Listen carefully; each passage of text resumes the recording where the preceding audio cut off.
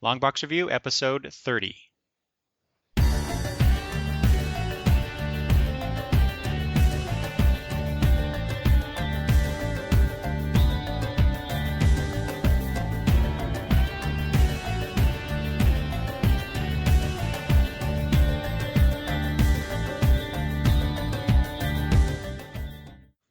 Hi, this is Eric from Longbox Review at longboxreview.wordpress.com.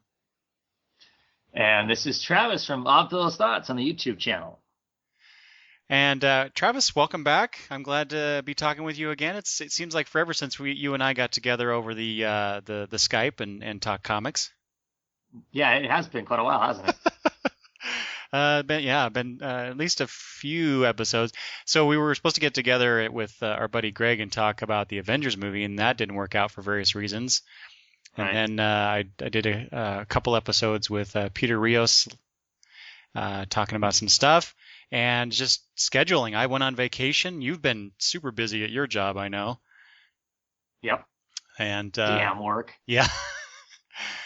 I know. When we need to find jobs, Travis, where we can read comics and talk about comics, and we get paid for it. And for real. And in a manner at which we're accustomed to being paid. Yeah. Which I'll tell you right now is not going to happen in my case. Yeah, so far I'm fairly confident that my opinion is not worth that. So. Well, if that's true, then Travis, then my opinion is certainly not worth how much I get paid. So, so let's move on from that. Let's get away from that altogether. Yes. Let's see. On today's show, we're going to talk about a bunch of different things. We're going to talk about some Comic-Con news that I found interesting, and Travis may have some things to throw in there as well. And a long time coming. But I'm glad we did this. It kind of happened this way. I intended to talk about the second wave coming out of DC Comics when they first came out. But it's kind of nice, and maybe we'll do this from now on, Travis, when we get together and talk about these particular new comics coming out. We have up to issue 3 in most cases for that second wave, and it's kind of nice to have that perspective. Having read the first and second and third issues, to kind of formalize your thoughts about it, get a sense of where the comic is going, because the first issue you don't always have that. I mean, it's the first issue is sometimes kind of like a pilot for a TV show, where they give you all the characters and they give you the basic premise of it, but then once the TV show gets greenlit for production, a lot of things can be happening behind the scenes and things change, but by the time you get to the what is technically the second episode. Sure. And while comics aren't quite like that, based on my experience reading them, it sometimes can happen that way. A new artist can come in to do issue number 2 or issue number 3 or whatever, and that always throws or not throws it. It just kind of changes things, or can change things. So it's kind of nice to see how these titles are going as we progress through them. So we'll talk about those, and then we're going to talk about some other comics that aren't DC down the road, and maybe even a couple that between the two of us, one of us has not read this comic and the other has. So we'll talk about those. And I'm actually really excited about that, because there's one comic I want to talk about, Travis, that is like my favorite thing right now. So I can't wait to get to that. Let's see. Let's start off. Travis, I did see your video about the San Diego Comic-Con fatigue, I think is how you put it. Yes. All that. I wasn't there. Yeah, I know. That was a great line, by the way. So, but we're going to talk about some of these things that I thought were interesting. And Travis, if there's anything on that I'm not throwing out here that you think we should talk about, let's certainly do that. Sure. And actually, I say we're going to talk about Comic-Con news, but the first thing I want to talk about was actually announced before Comic-Con, and that's the Marvel Now initiative. Yep. So beginning in October, Marvel, I'm reading from the Marvel website here, the press release for this thing. So beginning in October, Marvel starts a, quote, bold new chapter in its history with Marvel Now, a publishing initiative extending into the following year that will touch every major Marvel character from the Avengers to the X-Men to Spider-Man to the Fantastic Four and beyond. And so basically what they're doing is they're going to 52 what?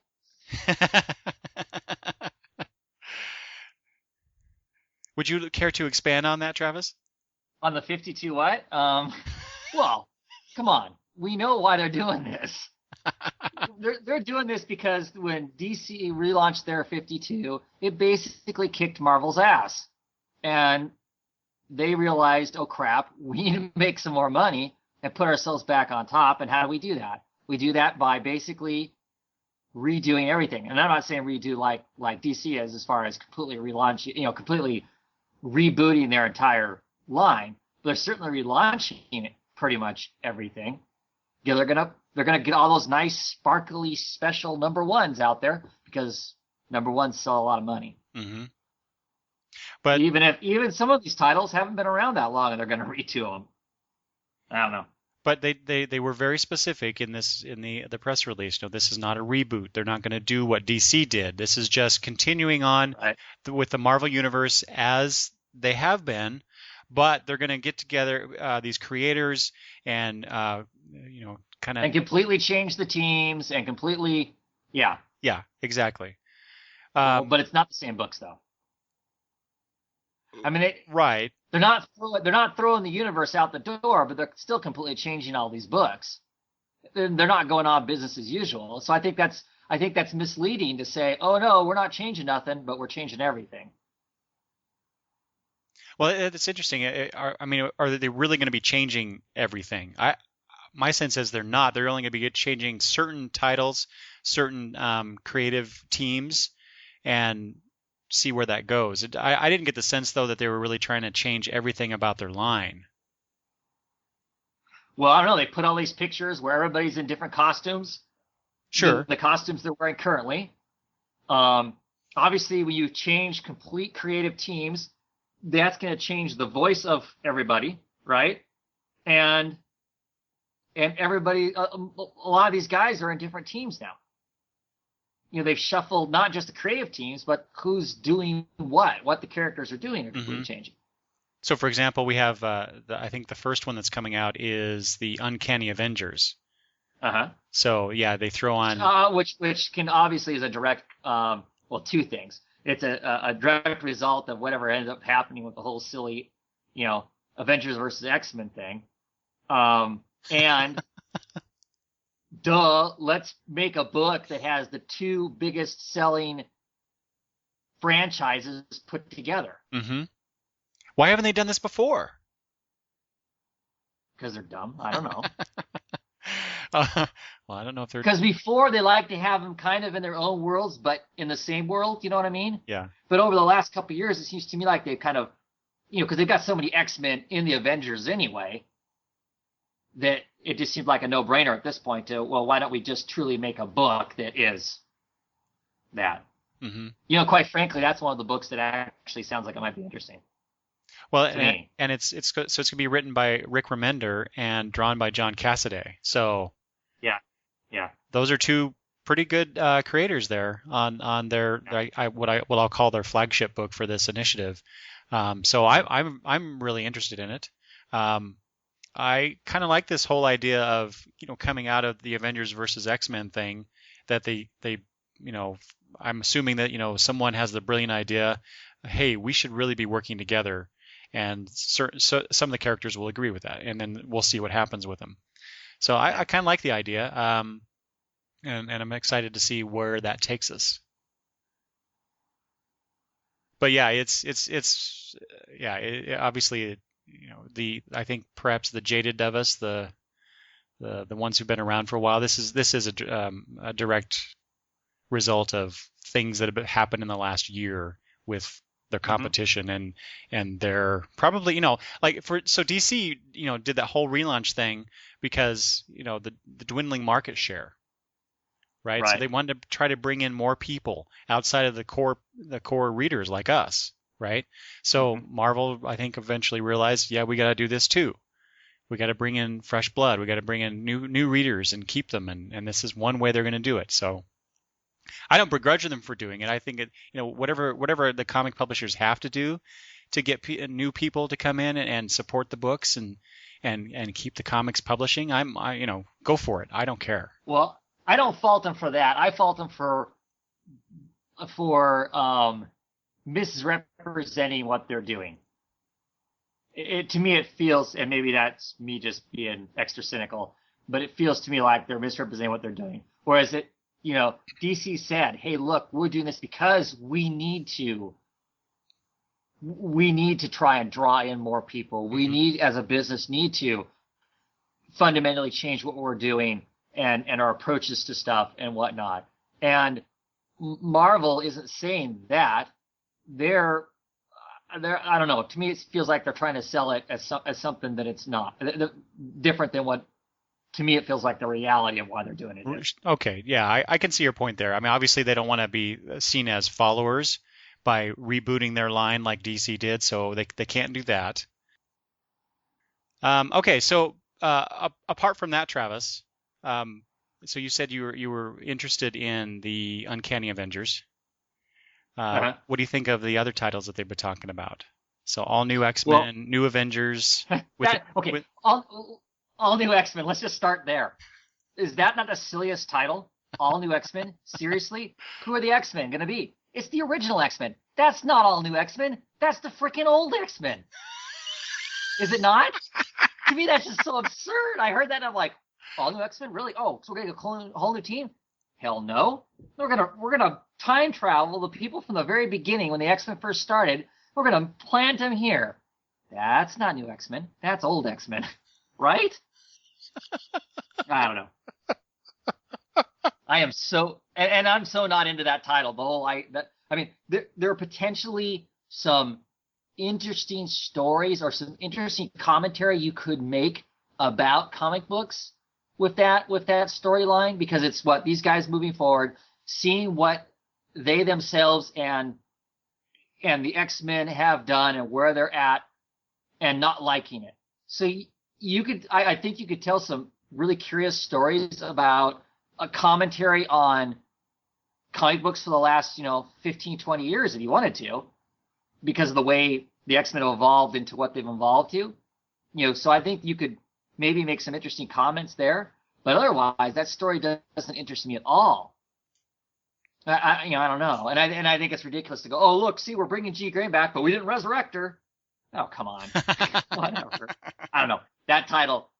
There's all kinds of things wrong with that title as far as I'm concerned, and have zero interest in it. I mean, unless I hear other people talking about it, and they start telling me that Bendis is using it to, like I said, make some sort of commentary maybe on the X-Men stories of the past in some fashion, that might be interesting. Otherwise, having these people who have shot forward to the future and can't go back, I have no interest in that, because that just, to me, sounds like a mess. Yeah, but I know there's a lot of people out there that don't like Brian Michael Bendis in general. I don't have an issue with him. Yeah, and neither do I. I mean, there are certain aspects of what he does that kind of gets repetitive and bugs me. But overall, I think he's a damn good writer. And I've enjoyed his runs on Daredevil and the Avengers books for years now. So I kind of have a certain amount of trust in his ability to do this. So for him to move off of the Avengers onto the X-Men, I may just follow him onto that. So that, from that perspective, that's a good move by Marvel to do that. And then to have Jonathan Hickman on the main Avengers title. Yeah. Now, I would be all over that if that wasn't going to be a $4 book that ships twice a month. Yeah. I have to. You're right. I have to think about that because of the double shipping and the price. But and granted, I'm not getting his stuff now. I'm not getting the Fantastic Four, but I just keep hearing from everybody. I mean, you and everybody else about how it's just been so enjoyable, and that's been a great creative team and whatnot. So when I first heard about it, I was kind of excited to think, okay, well, I used to collect Avengers back in the day. This might be the time to get on it. And they were talking about the fact they're gonna use this huge cast, have a few core people and really truly cycle through this huge, cast of characters. I'm like, yay, this might be the book, but it doesn't matter how good the book is. For me, I'm not drinking that Kool-Aid. I'm not going for the $4 book Twice a month. I'll occasionally swallow the $4 book. I mean, because I do have some, I do buy some, but I'm not doing it twice a month. Yeah. There's no, I'm not gonna. I'm not gonna spend my money on that to, let Marvel think that that's an okay business model, because I think this model sucks. Yeah, I agree So with that. But at the same time, if it's good, I may go buy it in the trade when it's not going to be as cost prohibitive as what that is. That's true. That's probably a good idea. I was gonna say I probably will get it, at least for the first arc, just to see how it is. Like I said, because I really love Hickman, and you've got some pretty good artists on there, helping out for the twice a month thing. But you're right. Yeah, twice a month is that's just too much. But anyway, before we move on away from Marvel now, one more thing. The one thing I wanted to comment on about this was that I really appreciate that Marvel is not, launching all these books all at once. Oh yes, yeah. I think we had talked about that when DC did their new 52, because they just threw all those 52 at us all at once. Right. And that was kind of a hit, in the pocketbook, but Marvel at least is not doing that. So I do appreciate that initiative. I'm glad that they're doing it that way. But yeah, there are some issues with this, but anyway. Yeah. Okay. I said one last thing, but here's the really last thing. The one thing that I found really interesting about this press release was that they're talking about the change to some of the status quos, and the costume designs, and they want to artistically they kind of want to pump it up a notch, or bump it up a notch, right? Mm-hmm. So I'm looking at some of the potential cover images for these, and I'm thinking, really, that's bumping it up a notch. A bunch of characters on the page. That's it. That's how you're how you're putting your best foot forward. I don't see it. Yeah. I doubt those are actually going to be covered. I'm sure those are just that's the I'm sure to some degree the quick mock-up they did to make sure they had it all ready in time to splash something up on a big screen at San Diego Con. But still, they're talking about different or coming at the art differently and making it better and more enticing and all that stuff. And this is the image they give us. Yeah. That image has got a whole bunch of different characters on it. It's got a mix of just things across the universe. There's all kinds of stuff about that that's just, I don't know. To some degree, I still stick with in a lot of cases, people's costumes, the classic costume is classic for a reason. It's been around for 20, 30 years for a reason. Mm-hmm. And monkeying with it to try and make it cool and fresh is just, no one buys it. Not really. I mean, we buy the comic, but nobody really buys it as being, oh, this is just the best thing or whatever. I mean, it's, small little subtle changes are one thing, but I don't know. Yeah. Some of those changes. I think it's silly. You look at that picture of the Hulk where it looks like he's almost like he's wearing armor of some sort. Why the hell is the Hulk wearing armor? Seriously. Yeah. And like, I understand maybe why he isn't still running around in his torn up pants, because that's kind of silly too. But hey, it's classic. But right, it is, and so that's why it's fine. That's why I don't have a problem with it. But having him run around armor, the guy is freaking invulnerable. Yeah. Why the hell is he wearing armor? Yeah. Well, maybe he's not going to be as invulnerable as he once was. Really? Who knows? I don't read the book, so I assume from watching the movie he's invulnerable. Yeah, so. yeah. Anyway, yeah. Okay. That image has got all kinds of stuff in it that you look at it and you go, oh, why are they changing these people's stuff the way they're changing? It just doesn't. Yeah, I don't know. Whatever. All right. Well, let's move on then. But I had the same beefs with DC when they relaunched them and changed a bunch of their costumes. Yeah, too. yeah. It's like they didn't need to do that. Yeah, that's true. But anyway, okay. Let's actually get to some Comic-Con news.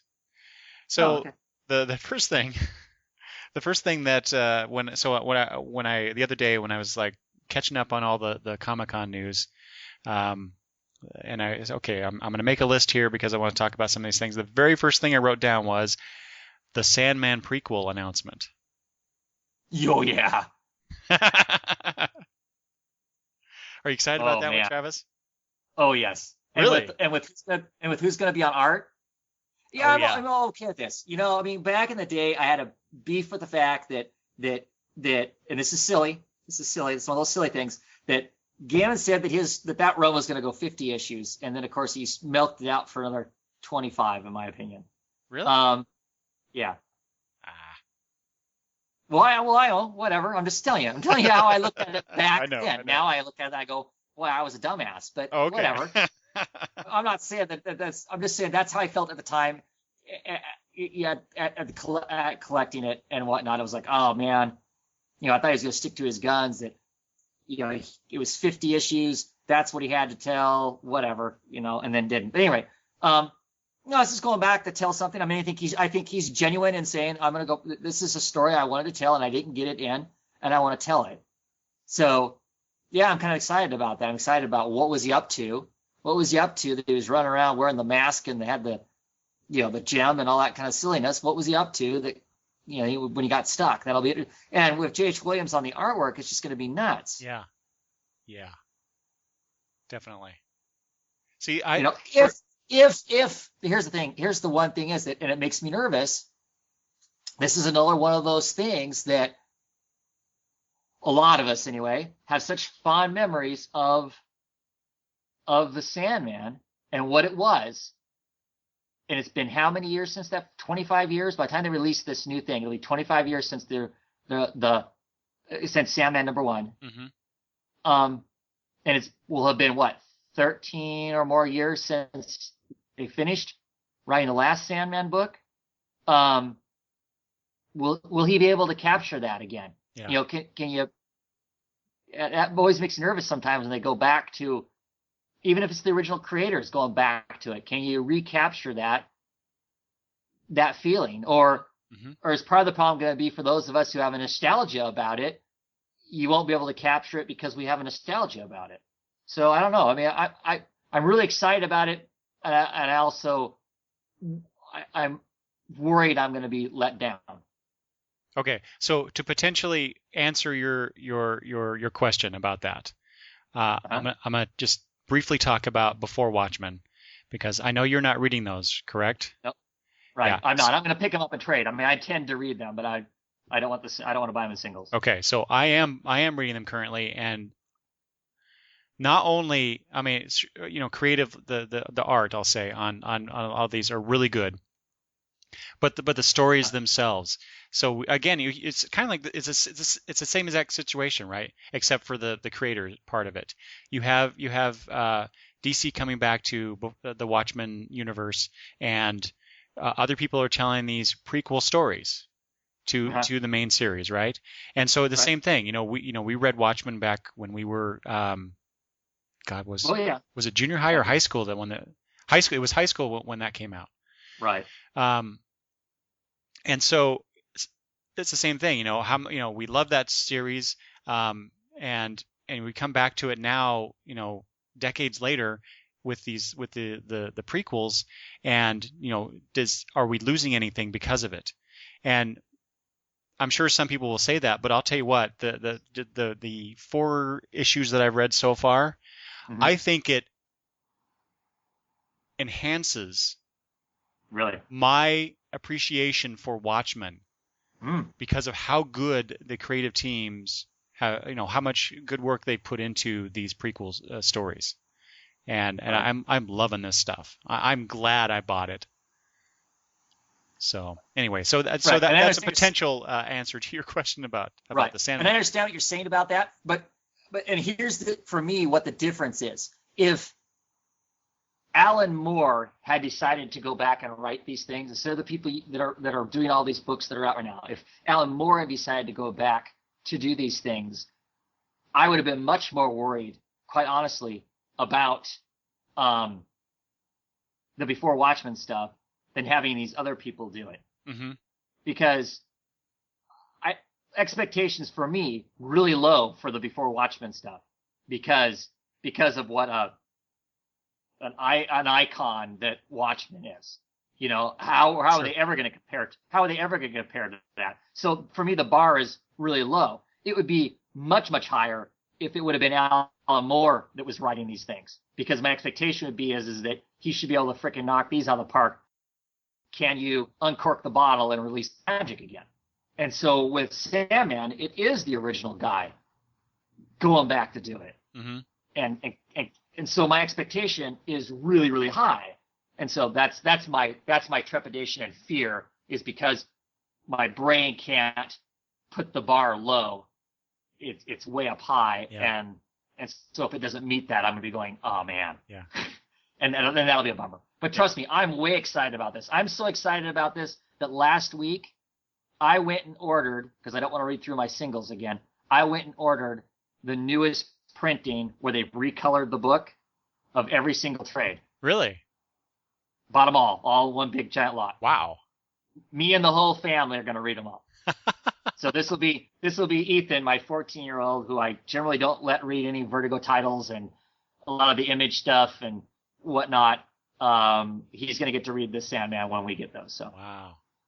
Yeah, and he's pretty excited about it, because I thought, you know what, we got to hurry up and get these all read, and the last issue, the last trade 10, gets printed like in December, so we'll have had them all read in preparation for when this comes out. Mm-hmm. That's a neat idea. I actually have all the trades, but I have various versions of them.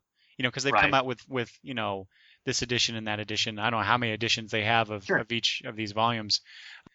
I think maybe I should sell back my current versions and do what you've done and pick up the latest collections of these. So, all right. Well, I obviously we're excited about that. I was actually thinking perhaps that you would be not excited about that, Travis. So I was surprised by that. That's good. Let's move on though, because we're gonna have a lot to talk about, and we may end up having to cut or to break these into 2 episodes again.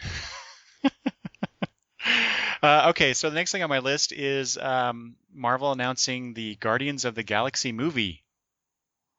What the heck? Yeah, what is that? Seriously, I don't even know what that is. Well, so they have a bunch of their cosmic characters, including Rocket Raccoon. So it's just anybody who's out in space?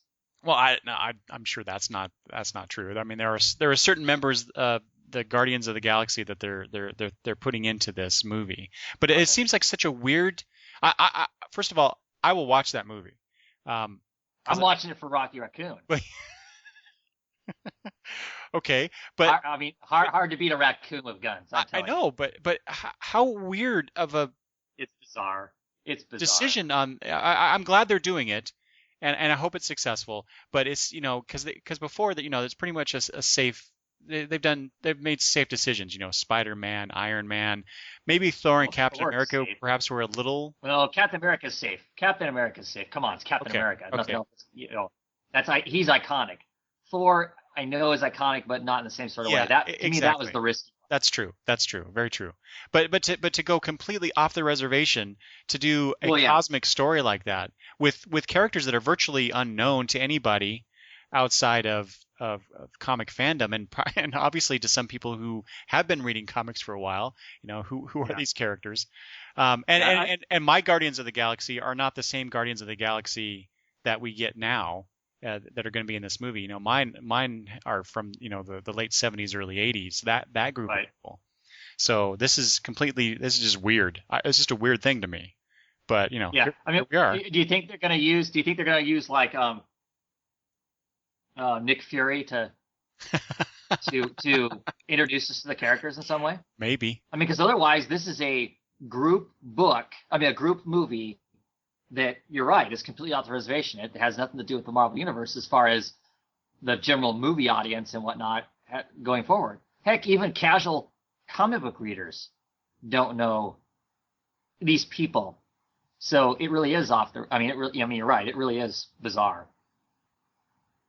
Well, now the only thing I could think of is that the current Guardians of the Galaxy have ties to Thanos, which was introduced in the Avengers movie. Sure. So, but that's still a tenuous connection between, a very tiny clip at the end of the Avengers movie, and then moving on to these characters that nobody knows about.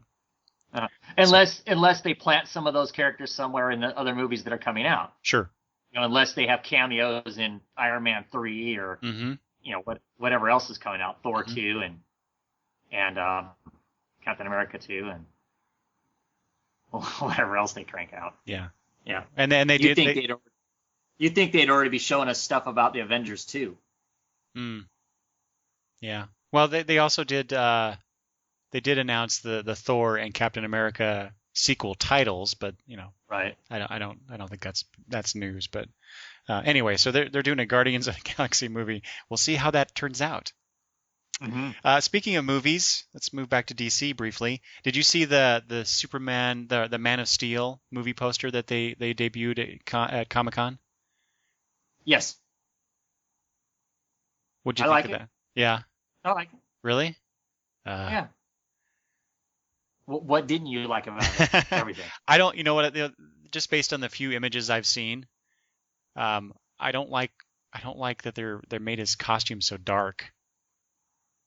And Yeah. I can't stand all the heroes that wear quote unquote fabric as their costume, like Spider-Man, all the Spider-Man movies so far that we've seen, and now this Superman movie, they I don't know, it looks like this weird mesh Right, stuff. but how ridiculous would they look if they were literally standing there in a unitard? I know, but it's just It doesn't look good on the screen. All you have to do is go back and look at all those TV shows that came out when we were kids. Spider-Man TV show, and I all know. that stuff.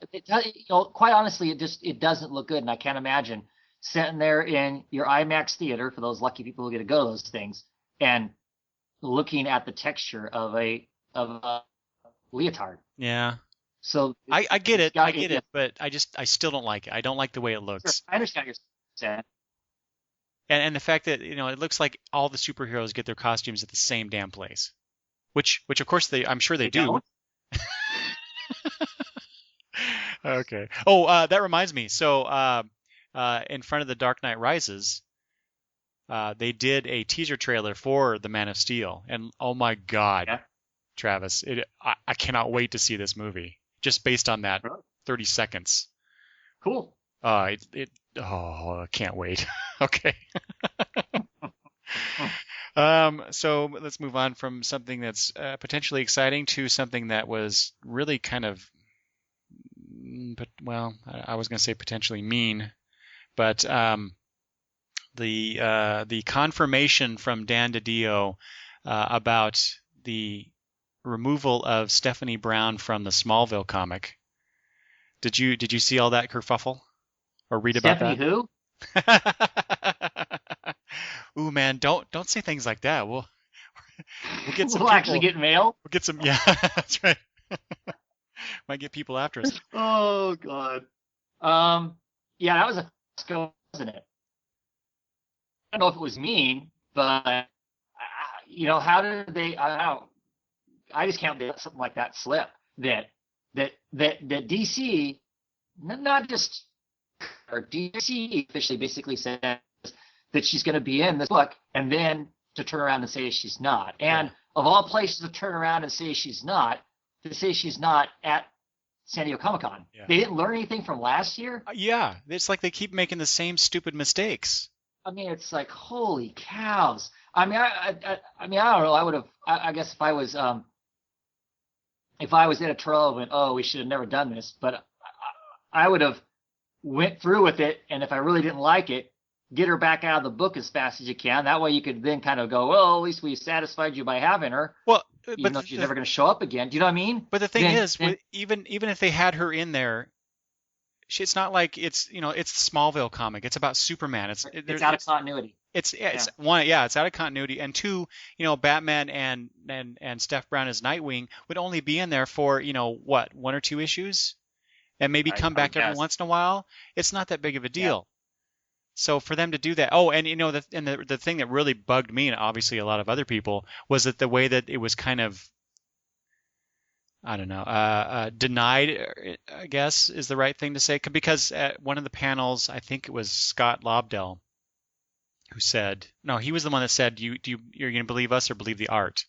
But somebody said, man, I wish I would have pulled this up now that I'm actually talking about what someone actually said, was that, we never said that. We never said that Steph Brown was going to be in this. it wasn't an official announcement from them, but in fact it was to a certain degree because TV Guide was the one that first broke the news, and DC Comics sent us to that article. Right. So yes, they didn't actually, I don't think they actually posted it like on the source or something.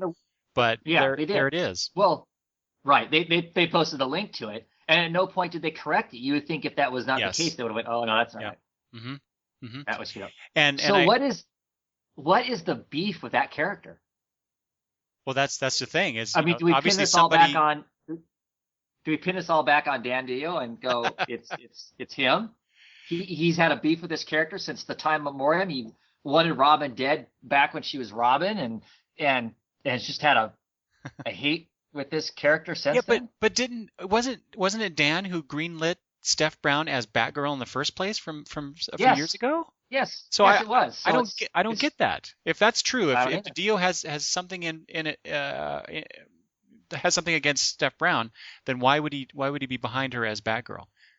To talk more gossip, one of the things I found interesting is Gail Simone has a Tumblr account called Ape in a Cape or something like that. Mm-hmm. And okay, so at somewhere during the San Diego Comic-Con, Dan Didio or somebody says, we decided we needed a more iconic character in that place. Yeah. So I was glad you brought that up. Okay, so we put Barbara in there instead. Well, then just after the whole Comic-Con's over and whatnot, I can't remember how long ago it was, Gail put there that she was talking to Brian Q. Miller, the writer of the Smallville stuff. Yep. And he said it was his choice to use Barbara. Yeah. He made that choice. Yeah. That Stephanie wasn't going to be used, and they went, who do you want to use instead? And he made the choice for it to be Barbara. It wasn't editorial thinking they needed the most iconic person. The writer decided, well, I'm going to use this character instead. Mm-hmm. Precisely. Yeah, I'm glad you brought that up because I was going to bring that up too. So yeah, this weird PR mix-up thing that I really wish that they would get their act together at least when they're. Well, I hope we're moving on to the next bad editorial PR thing they did at San Diego Comic-Con. Oh, you'll have to probably bring that one up. I don't know what you're talking about. Okay. Or maybe I do. I just don't have it on my list. Are we done talking about the whipping that Stephanie Brown's got? Well, I do want to add there. Did you see the Bleeding Cool post about this? Rich Johnson saying that he thinks that there's something big in the works for Steph Brown. That's why they're doing it this way. Well, it could be. It could be, and then they'll make everybody eat crow that had a big old hissy fit over it. Mm-hmm. Other than we'll all still be able to go, boy, did you handle this badly. Precisely. First thing they should learn to do is they should never let Dan go to these things.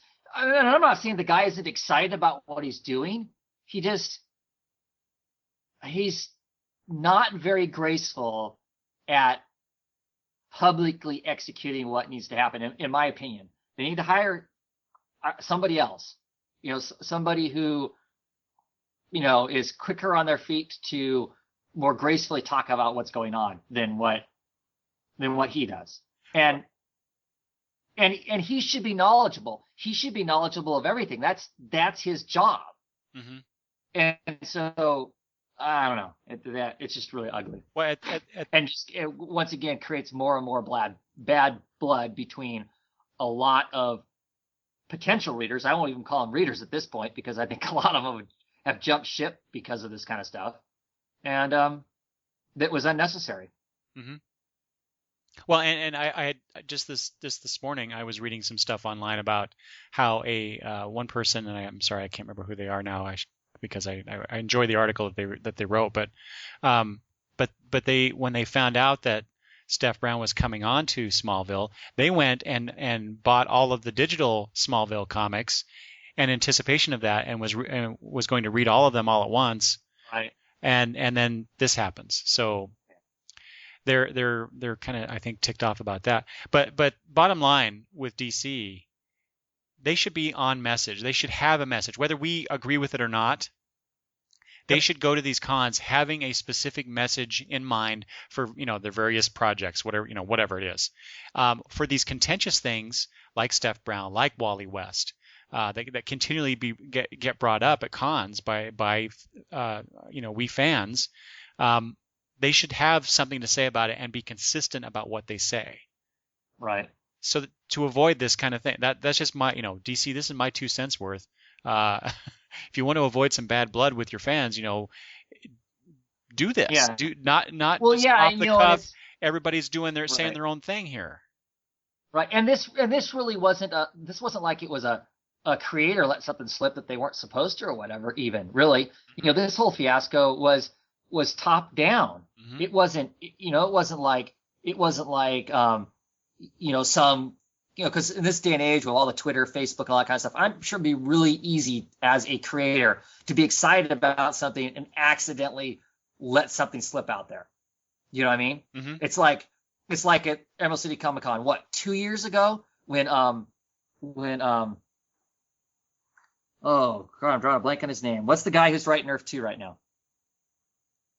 James Robinson. Right. He was there. And mm-hmm. he let slip that he was going to be writing we thought he ended up not doing it, right? But he was going to be writing a Hawkman series. Oh, that's but right. No one was supposed to even know that. But he just got so excited, was so excited about things that were coming out that something slipped. This whole thing wasn't even that sort of a thing. It wasn't like. And in the moment, revelation. Right. Yeah. Right. This was a well-organized screw up. Well, it certainly turned out to be that way, huh? For sure. Yeah. So what was the other news that regarding DC that you mentioned? Well, who's Robin and who's not Robin? Oh, that, yeah. Oh, that. Okay, because I'm not a Tim Drake fan at all. Uh-huh. I get thumbs down on YouTube because of my lack of love for Tim Drake. I just don't care for the character in any way, shape, or form. I just really don't.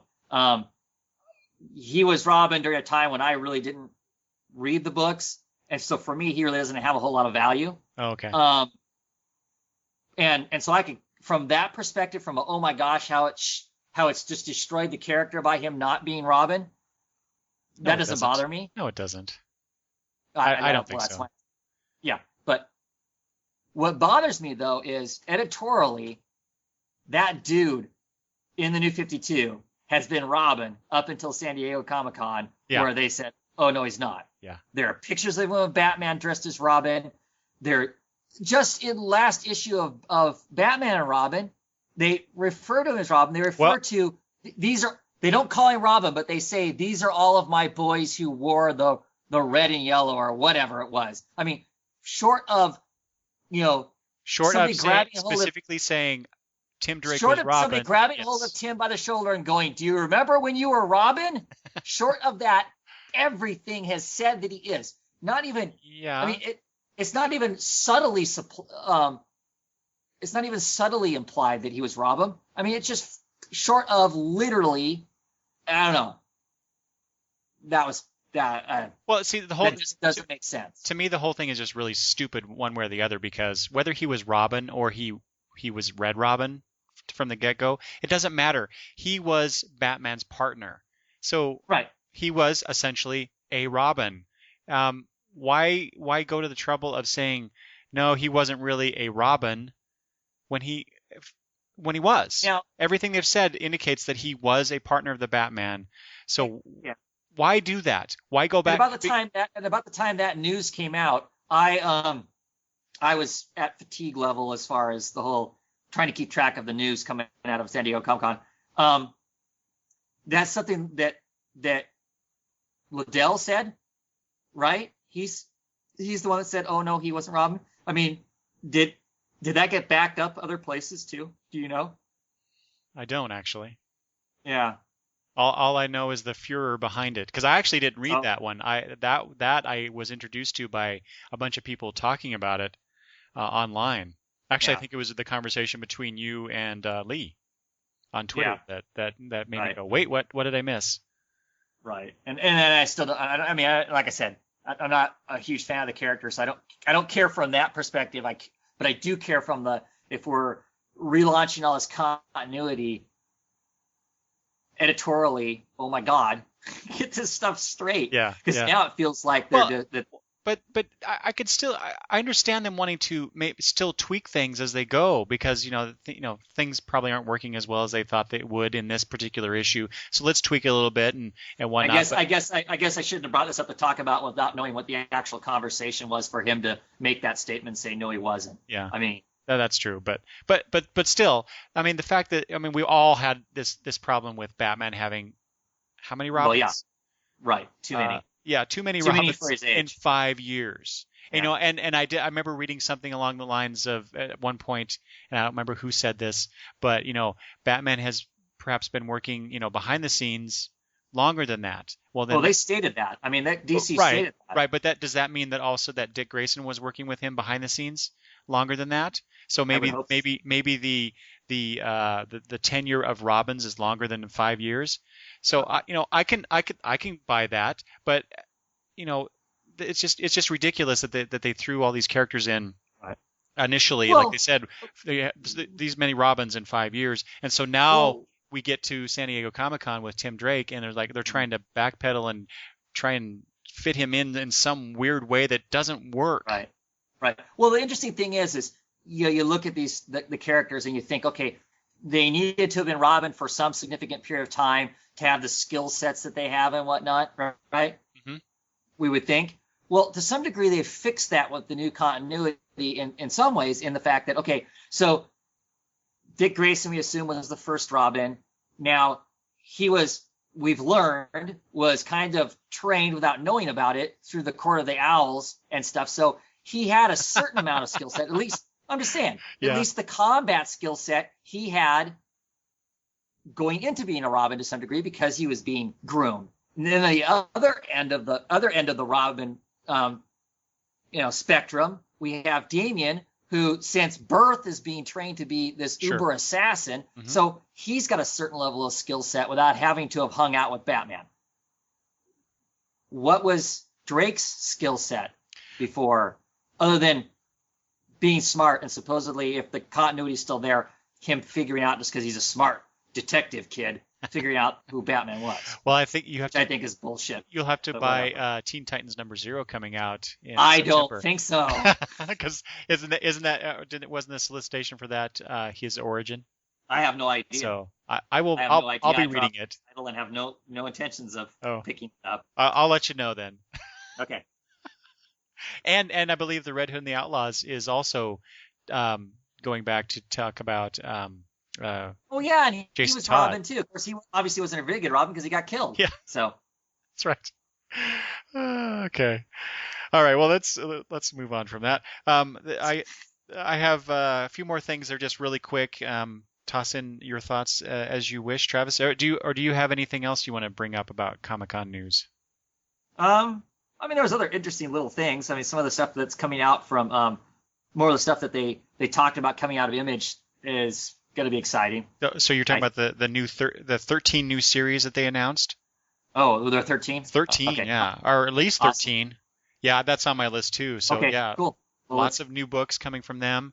Did you see also that Aspen is going to launch 10 new series in 2013? Oh, no, I didn't catch that. Yeah. No word whatsoever, though, on Lady Mechanica, which is very disappointing. That's probably a creator issue, huh? Yeah, it's all Joe Benitez, whether his schedule allows for him to work on that. But yeah, that's nice. Both Image and Aspen coming out with so many new things in the next year. I noticed that. I was just reading an article this morning that the announcement out of San Diego Comic-Con that First Comics is going to be releasing stuff. First Comics?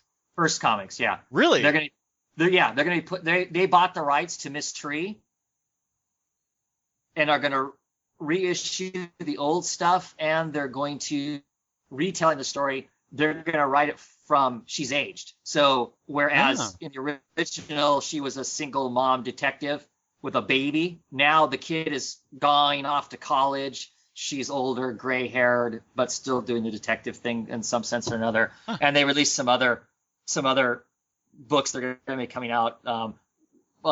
They're going to package all of Bill Willingham's first work and put it out, and he's supposed to be writing some other stuff for them.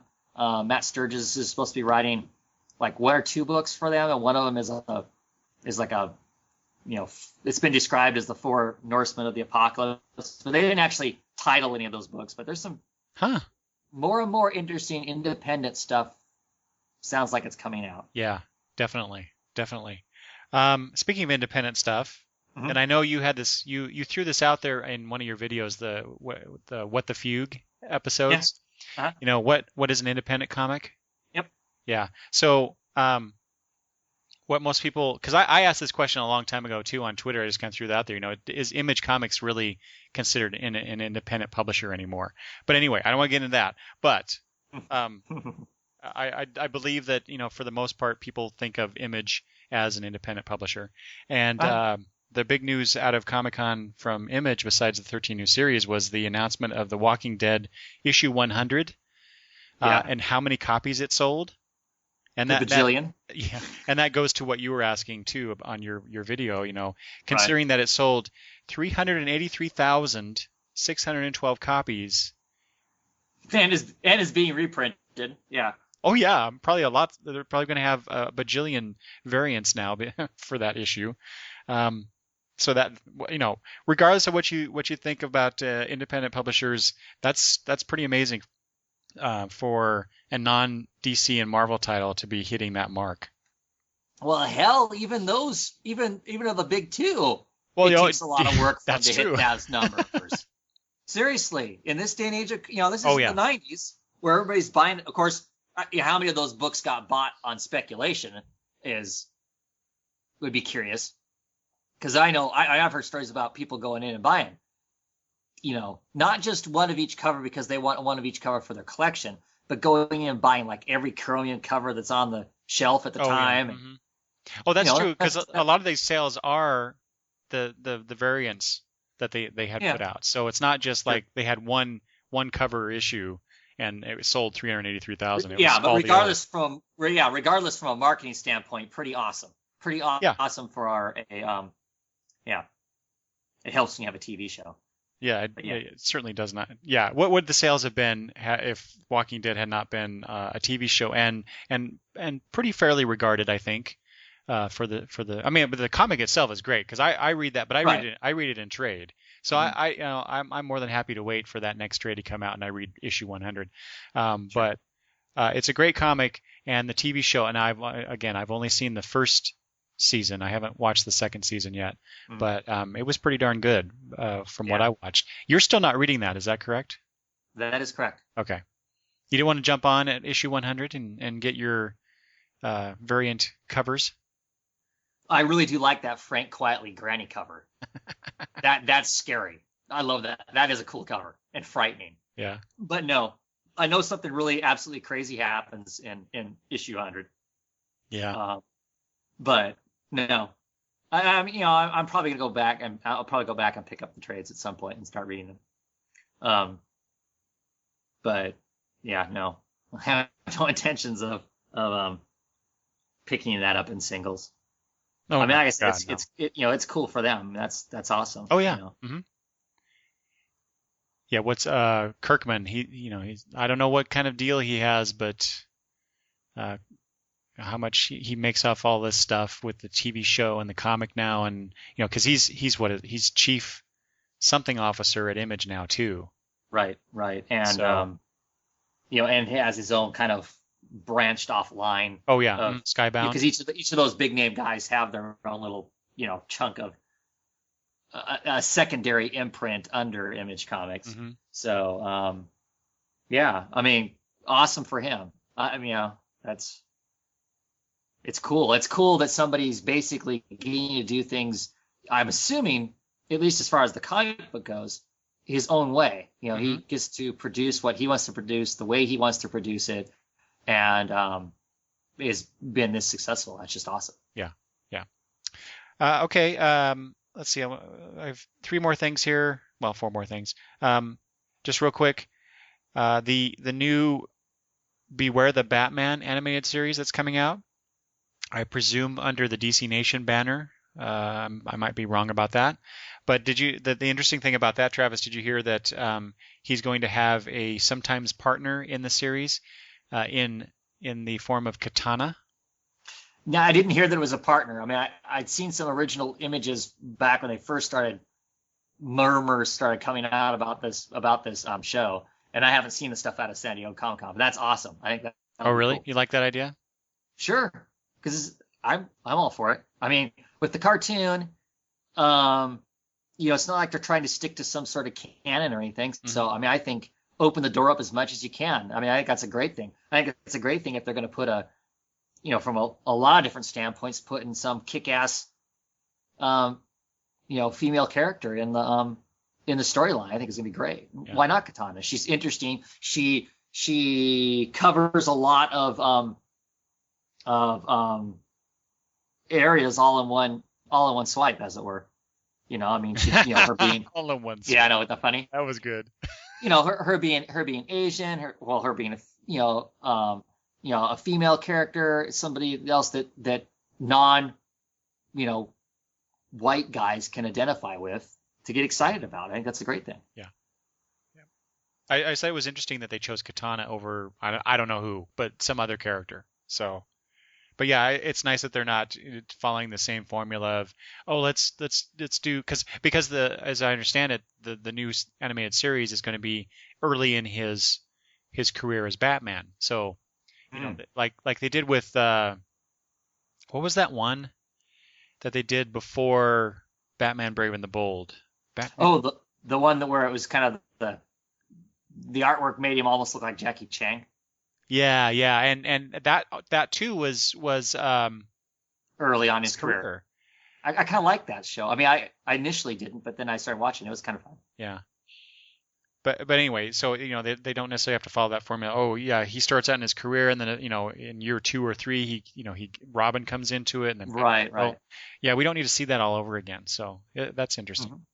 Mm-hmm. Let's see. There is a potential. The Batman Earth 1 just came out recently, and Superman Earth 1 Volume 2 was solicited just this month, I believe. Right. So now there was some talk of maybe doing a Wonder Woman Earth 1, which I'm fully in support of doing that. I think that would be great. Yeah. There was another one now. Besides Wonder Woman, there was I can't remember now. Did you see that news? No, I didn't catch it all. I didn't hear the Wonder Woman one. There was some other character, and I can't remember who it was now. But to me it was like, I don't care. But it was Aquaman, huh? No. Yeah, I don't remember who it was, but it didn't impress me enough to write it down. So there you go. There you go. And then final Comic-Con news. They did talk about Grant Morrison's Multiversity that we've been hearing about for years. Uh-huh. And I believe it was Didio that said next year. Really? We'll see something about that. So we'll see something about it. Okay. Yeah, I know. Well, that's my interpretation of what he actually says. Sure. Okay, anything else, Travis? Comic-Con related? Nope. Okay, last thing before we get to our talk about actual comics that we've read or didn't read, for that matter. Right. There was we talked, I don't know how many episodes ago it was, but we talked about the Comic Book Men or our anticipation of what the Comic Book Men series was going to be like. And I think we were a little apprehensive about that, and I'll just say my apprehensions were proven true to a large degree, and I was not very happy with the depiction of either the staff at that store. Man, I would not want to go to that store. No, not at all. And shop there, and then not some of the customers that would come in trying to sell things. I didn't think that they painted our fandom and the industry in the best light.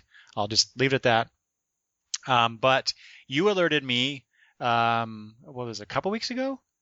Yeah.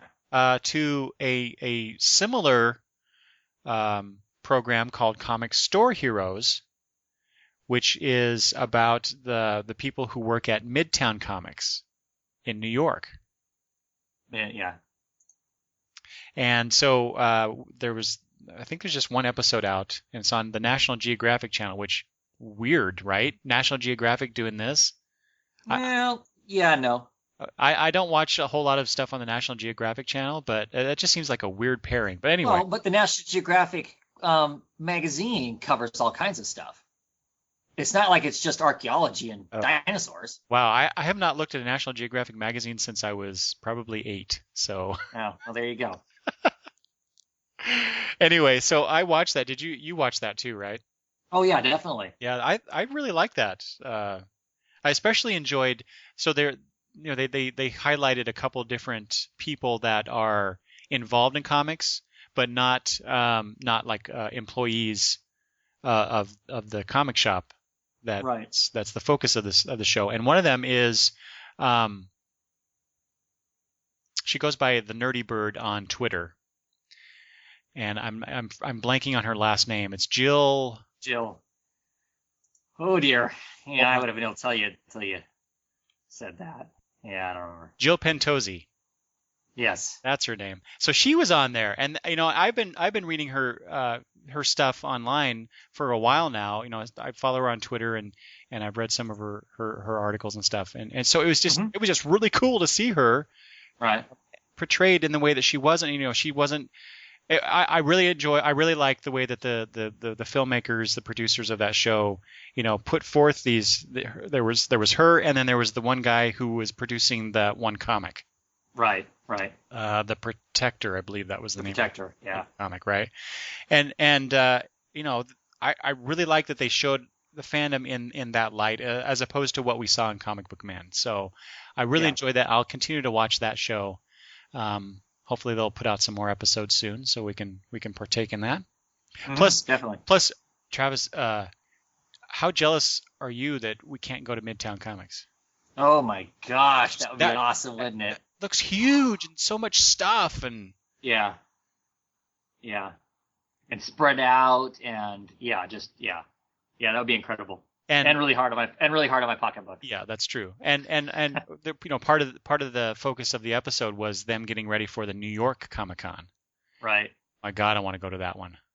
Forget San Diego. I want to go to New York Comic-Con now. Yeah, I don't. I've been saying for a while now. I've never been to San Diego Comic-Con, and I'm more and more have less and less desire to ever even want to go there. I mean, the only reason I want to go there now is just say I was there.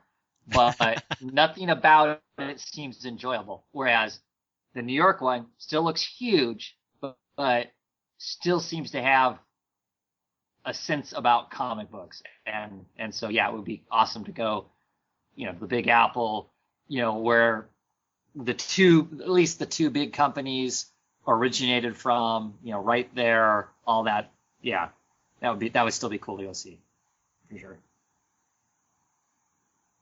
Well, instead of going to Emerald City Comic Con, we should try to do that trip, huh? Instead of? Well, I don't know about you, but I don't think I could afford 2 cons like that. Well, that plane ride to New York, that would, falls under lottery winning or, many years from now after saving to do that. So. Yes. Anyway, people should check that out if they haven't. Yep, it's an enjoyable show. There was at no point there did I cringe. So. Yeah, you're right. Yeah, exactly. That's a good way to put it, because in Comic Book Man there were several times where I'm like, oh, that's not good. But this one wasn't. Yeah. It was very much. It was almost kind of a celebration of the industry and fandom for it. Yeah, it really was. And I guess one of the big differences for me between the two shows is the Comic Book Men show was like Pawn Stars, except for just for pop culture and comic book memorabilia. Mm-hmm. I mean, because it really was, besides those guys being kind of jackasses to each other and the brief moments of them, supposedly in the studio talking with Kevin Smith, the rest of it is, people coming in and trying to sell, these things, mm-hmm. which felt very forced and very planted and very worked out in advance to me. Yeah. And whereas the other one was just kind of, here we are in the store. These are the kind of people that come into the store. They ask some people some questions and they kind of, show us what the staff is doing, what their job kind of entails. And, one of the guys is a promoter, so his job was about the whole, Comic-Con thing. The other guy is a buyer and seller of books, so there was his little bit about him trying to find a particular book, and you get to find out about the owner and his love affair of comics and that, and like you said, kind of a cameo on a couple of the people who actually are in the store. So yeah, much more enjoyable in my opinion. Yep. The second. Definitely. Okay, let's talk some comics now, Travis. Cool. And let's try to be brief on the new 52 wave 2, second wave, however you want. Okay. Do it. Let's just throw out our thoughts about these titles. Let's start off with Batman Incorporated, the return of that series. Not getting it. Not getting it? You didn't. Not getting it. You didn't read it number 1 either? No. Didn't read it. So why did you drop? Because you did read the previous volume of it, right? Got to read one. There are a few Okay. issues in that irritated me, but yeah. I didn't like the way the book was billed to me. As soon as they said, Kramer versus Kramer with nuclear weapons, I was like, yeah, I'm out. For me, the letdown of the Leviathan strikes, which came out after the 52 was launched, but it was out of continuity or who knows what. Yeah. I still don't understand that, because it had Stephanie Brown in it. Anyway, and they expose who the Leviathan supposedly is, and that it's Talia. And to me, that was such a letdown. I was like, forget it. I'm not interested. So now I hear there's some funny stuff in it and whatnot, but to me, it sounds like what it comes down to is it's a punch up between Batman and Talia over Robin, and I just don't care. And I'm not a real big fan of Chris Burnham. Birmingham, is that his name? Burnham.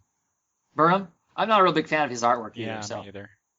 So that the combination of things, I like Grant Morrison, I like him doing Batman, but the combination of that stuff, it didn't have any appeal to me. So I guess if it comes down to it, this is me being brief, by the way. If I hear really great things about it, maybe I'll pick it up and trade. But as singles, it just didn't really have any interest. Yeah. Well, I will say it's kind of lost its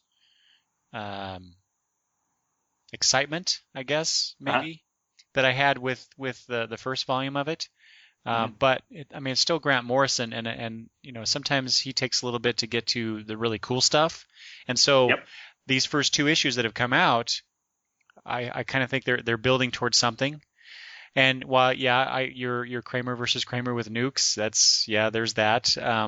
Although I will say the issue 2, which really focused on Talia and why she's doing this and where she's heading and all that stuff, I actually enjoyed that issue.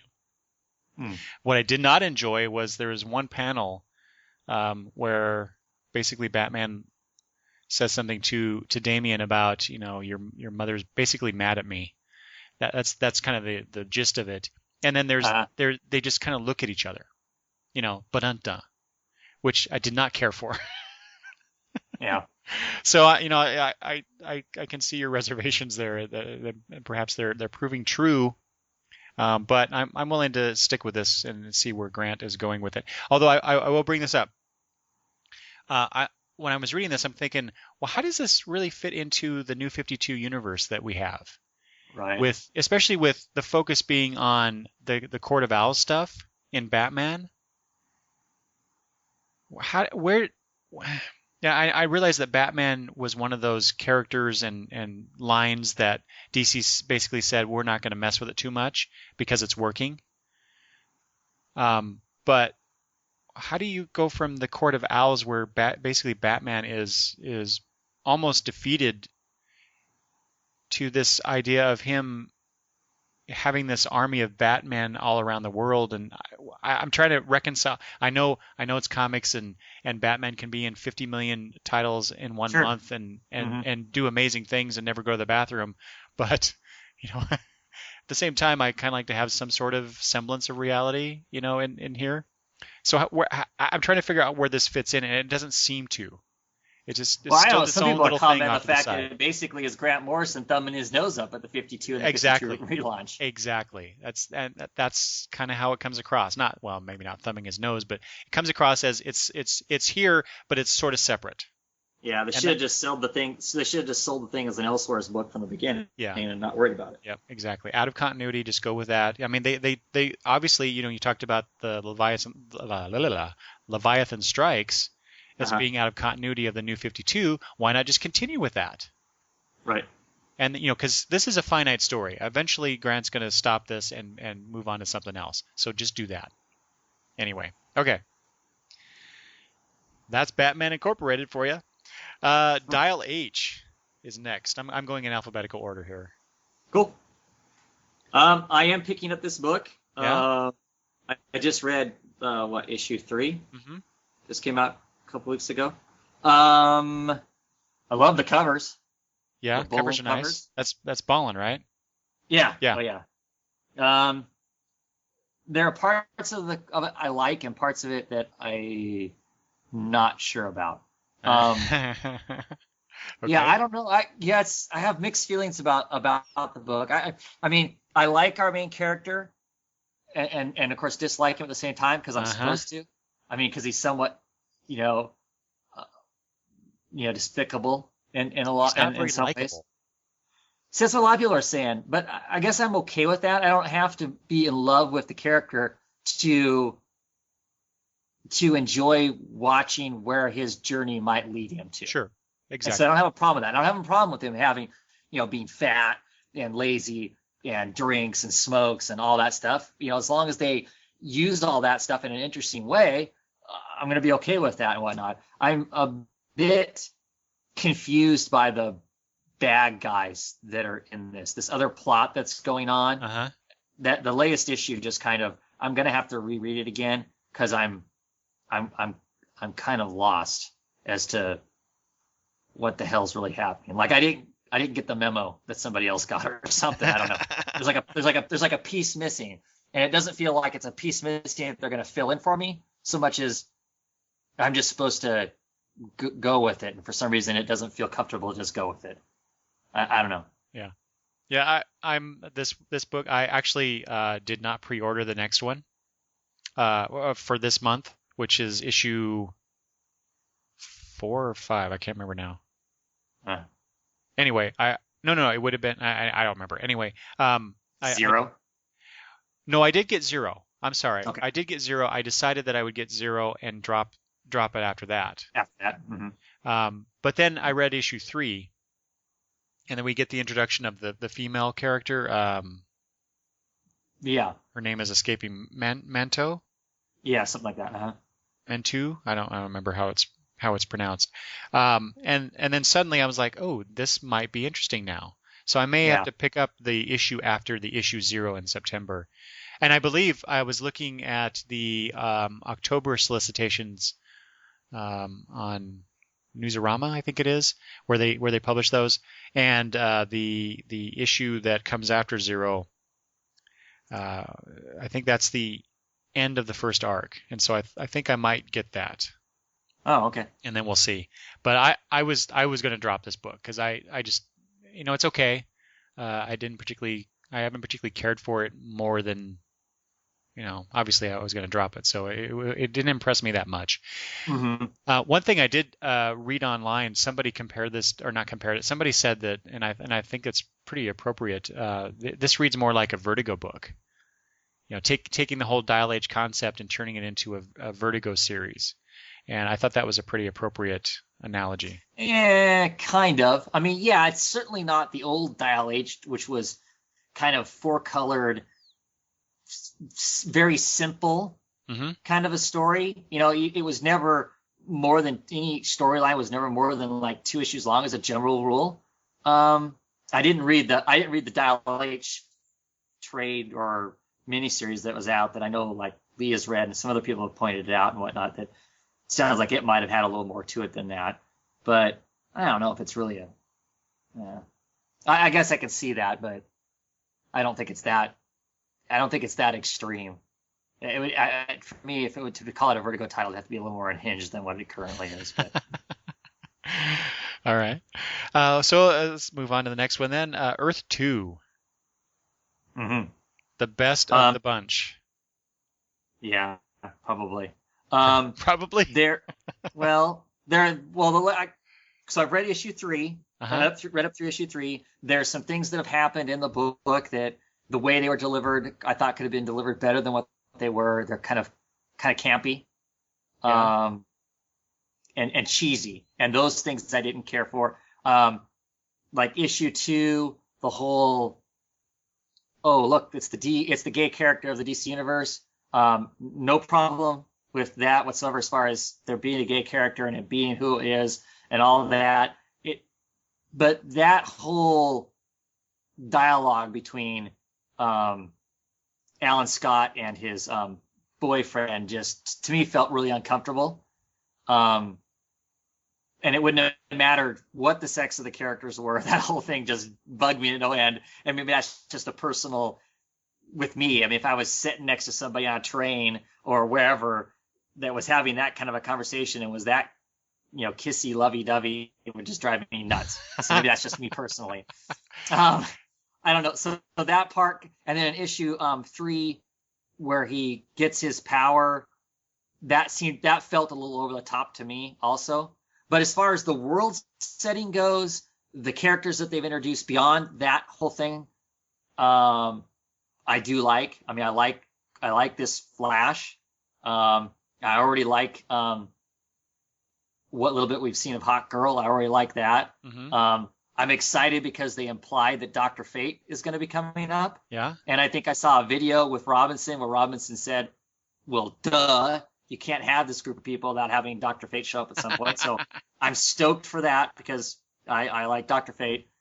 So I'm excited about that to see what what they have in store with Dr. Fate going forward and whatnot. The art is great. The art is perfect superhero art.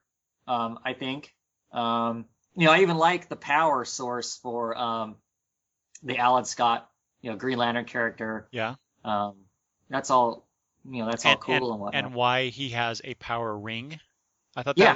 that was beautiful. Yeah, that part of it I liked. That part of it I did like. That part, but it just felt that whole scene though, as it was happening, just felt really heavy-handed to me. Yeah. It was just a little too cheesy. Oh, I was okay with it. But definitely, I like this book. Yeah, and in fact, it's in the first issue you have the big three, Superman, Batman, and Wonder Woman, who end up dead by the end of the comic, and then the rest of this is building up those familiar old Earth 2 heroes in a new way, and so you get the Flash first, Green Lantern, we have Hawk Girl, and then as you said, there's some others coming up. Including Boo Wildcat, but we'll see what Robinson does with it. Maybe I'll end up liking Wildcat after this. But yeah, other than the fact that I can't stand the Flash's helmet, his costume's okay, but that helmet, I can't stand that. And the fact that I am so in love with Alan Scott's old Green Lantern costume. I know a lot of people don't like it; it doesn't make any sense, but I love that costume. For him to now be in basically a green suit like our Green Lantern, the Hal Jordan with Green a few Lantern. more frills, yeah. Yeah, I'm sad to see that old costume go, I was kind of hoping that his costume would be, have some callback to the old costume. But anyway, that's just those are minor things because I'm loving what the world building that Robinson is doing here, and as you said, the Nicholas Scott art is just beautiful. Yeah. So yeah, I'm loving it. Good. It's the one comic I definitely goes. I have several, but they're a small group of in the total amount of comics I read every month. But the Earth 2 is definitely, it goes to the top of the pile to read. So unlike everything else in the second wave. So right. Speaking of which, this is one of the last things I read because that doesn't interest me all that much. Is GI Combat. Never got it. Yeah. There are bits and pieces of it that interested me, but as a whole, I didn't. You're not missing out on anything. Mm. So far, up through issue 3, they've done the whole the war that time forgot thing. The American soldiers on Dinosaur Island Right. thing, which actually Sounds art-wise, I like that. But then they'd have the Unknown Soldier story, which I'm not particularly caring for all that much. And I was, when this was first announced, they talked about a haunted tank story. Uh-huh. And so I'm like, okay, yeah, because I love those old haunted tank stories from many years ago. So I was gonna get GI Combat and see how it went. Mm-hmm. And I haven't got a haunted tank story yet. So I actually decided to drop this title as I was doing my order for this month. And then I read again. I'm going to go back to the October solicitations. I see that they're going to start a haunted tank story. So I'm going to have to pick that up just to see what they're going to do with it. But yeah, this is out of these 6. Boy. No, I won't say it's the worst one. There's one more that I think is the worst comic of the 6, and so GA Combat comes in at the second worst for me. Mm-hmm. But that's not to say it's not a bad comic. It's just I'm not really, your thing. Yeah, I'm not interested in it. So okay, so I mentioned the worst comic, and that is the Ravagers. Did you get that? Didn't touch that at all. I'm so dissatisfied with the whole Teen Titan thing, and I just knew that was gonna, the whole culling thing. I didn't pick up any of that. I dropped the title right before that happened, and so I knew going into this, initially I thought, well, that might be great, and then I'm like, no, it's gonna spin straight out of this other basic, in my opinion, crap, and so I had zero interest in it. Wow. Do you remember when we talked about this when they first announced this second wave, and we were looking at the Ravagers like promo image and who these characters were, and our hopes that this would be an interesting title? Right. Yeah, no, it's not. This is I don't know. I feel really bad to badmouth it, but there's the characters are stiff. There's not much characterization. It reads a lot like a comic from the 80s. Mm-hmm. In the way that the story is being presented and the way the characters talk. I don't care for it. How's the art? The art's not bad. The art's... Yeah, I kind of like Churchill. That was the other thing that was a draw for me. Is I like him. I like the artist, but the art's good. It's just the story and the characters are there's nothing really appealing about any of them. Although I will say, one, I am interested in the Red Beast Boy. And I know he's actually going to be coming into the whole Animal Man and Swamp Thing, of course, crossover. And Ridge, I actually kind of like the character of Ridge, the armadillo-looking guy. Oh, okay. I don't care for Thunder and Lightning, and Tara she's just there, and Fairchild is again just there, constantly whining about how bad she sucks at being a leader. So anyway, move on. Let's move on. Don't buy Ravagers. Finally, World's Finest. So the companion book to Earth 2, sort of. Sort of. Only because the characters are from Earth 2. Yeah. But I don't know. I'm not very happy with this book. Really? I want it to be more than what it is. I mean, the art's fine. I mean, George Perez art. Well, hard to go wrong there. And Kevin Maguire doing the flashback stuff. Yeah, but I don't know. It doesn't feel like basically it doesn't feel like anything's really happened in the book. We're 3 issues in, and they chased around this nuclear guy for 3 issues basically. That's true. And they basically repeat kind of to some degree the same dialogue. Their time is up there, says the bad guy. I'm going to splatter you, says the bad guy. Power Girl gets hosed by the radiation. Hunter spends her time hopping around, hoping she can get the one good shot in. Mm-hmm. Rinse, repeat. That's true. That's exactly what's been going on in the last 3 issues. Repeat. And that's just a bummer. I mean, part of me says, boy, it takes a good writer to write a comic that basically has the equivalent of, for people who don't know these characters, the equivalent of Superman and Batman in the book. How do you make those two work together when, one is, near invulnerable and super strong and all this kind of stuff, and one is, a well-skilled but physically normal human being, and how do they combat the same thing?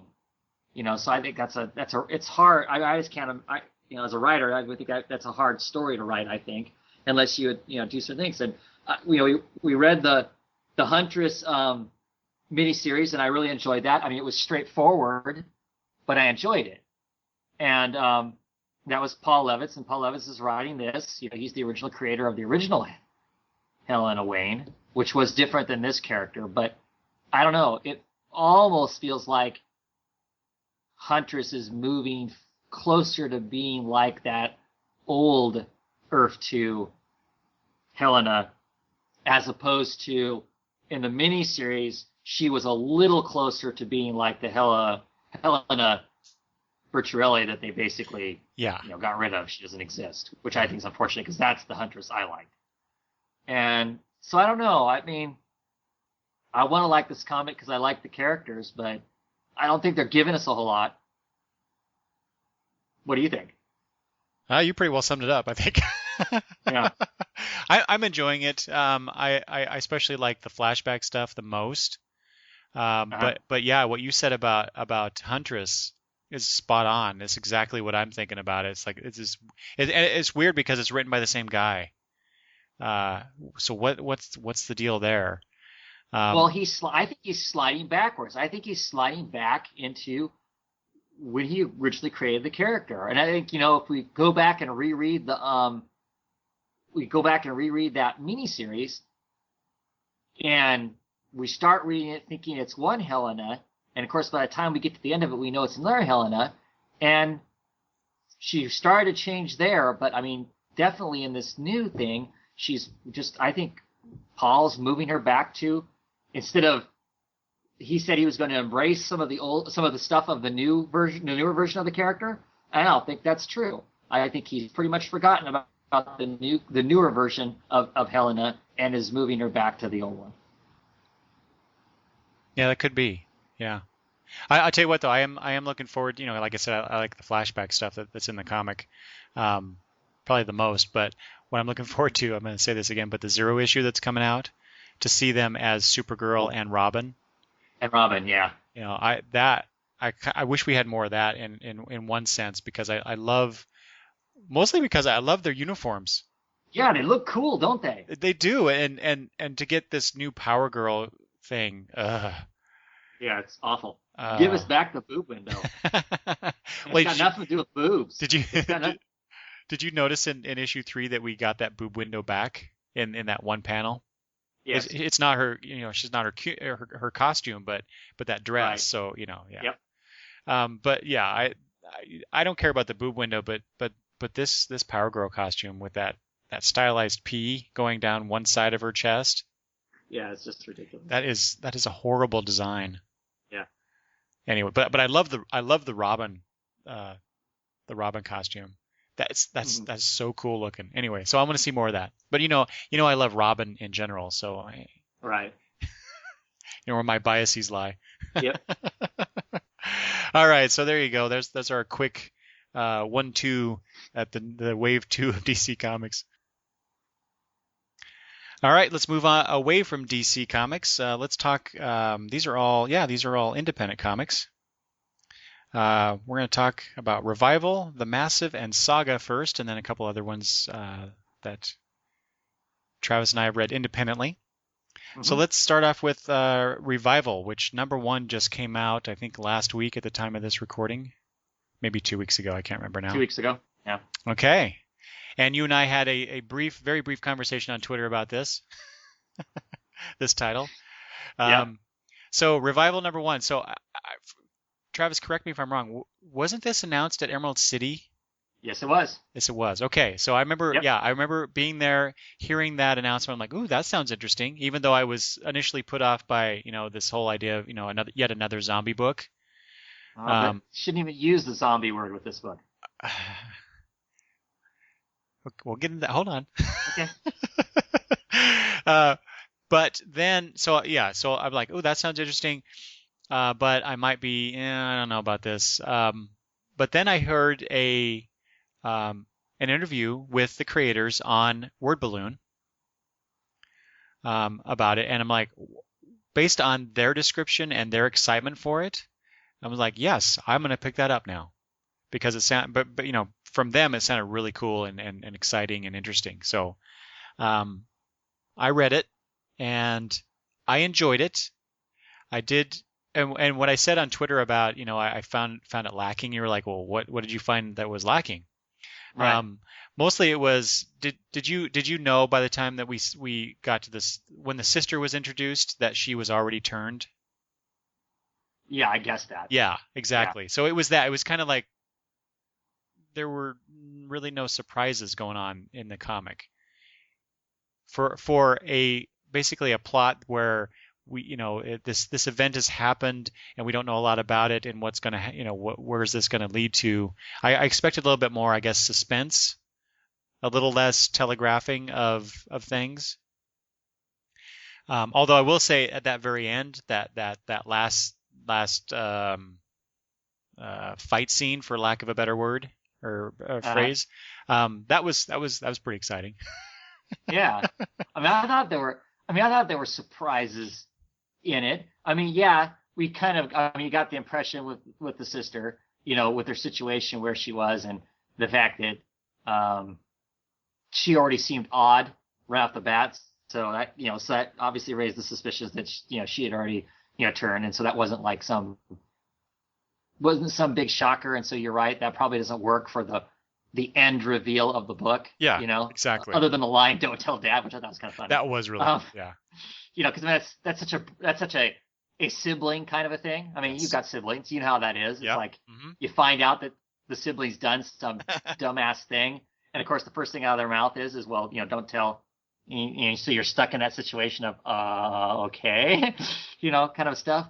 But I don't know. I thought the whole murdered Zorse thing was kind of fun. Mm-hmm.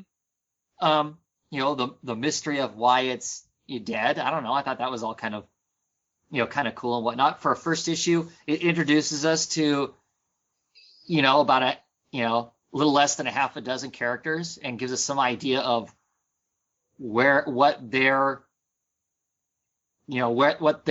position kind of is in the story, for us to move forward as far as the first issue. I mean, it wasn't no hair raising kind of a thing and whatnot. I don't want people to think, and I don't want you to think. I enjoyed this comic. Yeah, I did. My nit is very minor. Okay. In comparison to the whole thing, I like the setup. I like the main character. I like the relationship, the somewhat adversarial relationship that she has with her own father. Right. And the fact that they're both police officers. Although she's a town cop, right? Yeah. And she's a sheriff, and he's a sheriff, right? Yeah. Okay. Yeah. So you have that dichotomy and that adversarial relationship for something that's happened in the past. So I'm sure that will come up some more. You have the sister, and of course you have the event, which is the dead have come back to life, which has its own great implications and whatnot. And I like the fact that they're not zombies. It's not like they're some horrific mindless corpse. It's obvious. It's pretty obvious that each of these individuals, because they are individuals that come back, potentially deal with coming back in a different way. Based on, their prior being alive, I would assume. I mean, obviously, there's one person in this that doesn't deal well with the fact that they've come back. Don't you, Travis? Don't you think that the scene where she keeps pulling her teeth out? Oh God, that's awesome. That is the creepiest part of this whole book. Oh, it was great. I mean, the whole, hey kitty, what do you got there? This little barred cat has a tooth in its mouth, a human tooth. And you see the whole barn floor is covered in teeth. Yeah.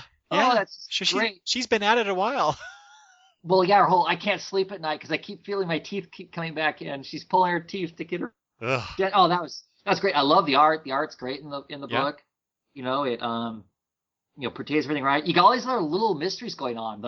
The I don't know, spirit alien thing that's running around at the beginning of the book. Then there's the whole global potential because they're all sealed off in this, because they don't want them, anybody getting out and stuff. I don't know. I'm excited by the book. I think it's unfortunate when people use the word zombie when it has to do with the book because I think the real stories that are going to be in this thing are to some degree are going to be just how do people deal with, one, if you're the person that comes back from the dead, how do you deal with that? And two, how do the people who have accepted that their loved ones are dead and now suddenly are walking around again, how do you deal with that? Yeah. So great potential for this book for the various stories that can be told. Yeah, definitely. That's the main reason I picked it up. Another question is how did the sister die? She doesn't seem to know how she died or remember how she died. So there's another potential mystery and whatnot. So I think there's going to be a lot to go on in the book. I didn't get that impression that she didn't know. They just hadn't told us yet. She says at the end, I don't remember. Doesn't she say something about the fact that she doesn't remember? Oh, maybe. I can't remember now myself. She says something along the lines of, I wanted to tell you, as she's healing back up. She goes, I wanted to tell you, and I don't. I can't remember what happened, is what she says. Oh, okay. And then she says, Dana, don't tell Dad. Yeah. As she's standing there with the bloody sickle, slowly putting herself back together again. My question is the old lady dead? Yeah. Is it gonna take a brain hit to kill them off permanently, or is her head gonna slowly grow back on? Yeah, good point. That'll be interesting. Yep. I'm looking forward to what comes next with this one. Yep. Definitely. Okay, next up is The Massive.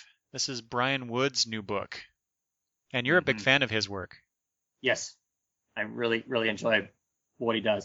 His creator, at least his own creator-owned stuff, his original works.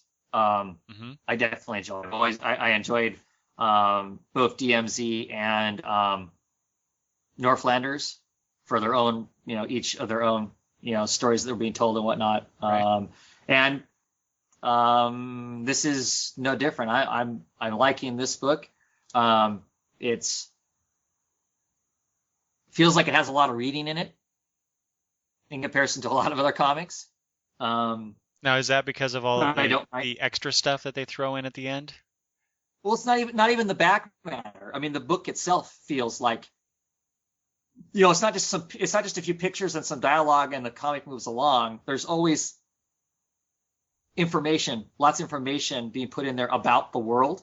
Yeah. Because obviously we don't know lots about what has happened to the world. So they have to kind of, they either filling us in with news clips or old footage or something to let us know wherever they're at, what has happened and what does it mean when all the oceans have raised 100 feet, and that sort of stuff, and this kind of global and economic disaster that's happened. And so they're busy filling us in on that, what the environment is like, while also, trying to tell us about each of the characters that are in this. And there's a half a dozen or so characters that they've kind of introduced in the thing. Mm-hmm. I'm on board. I'm on board for the thing. I mean, it's not riveting, but I find it very interesting. And I want to know what the writer has to say about the stuff and the mysteries that are going to come along the way. So so I have a problem with this book, but I want to ask you a question. Sure.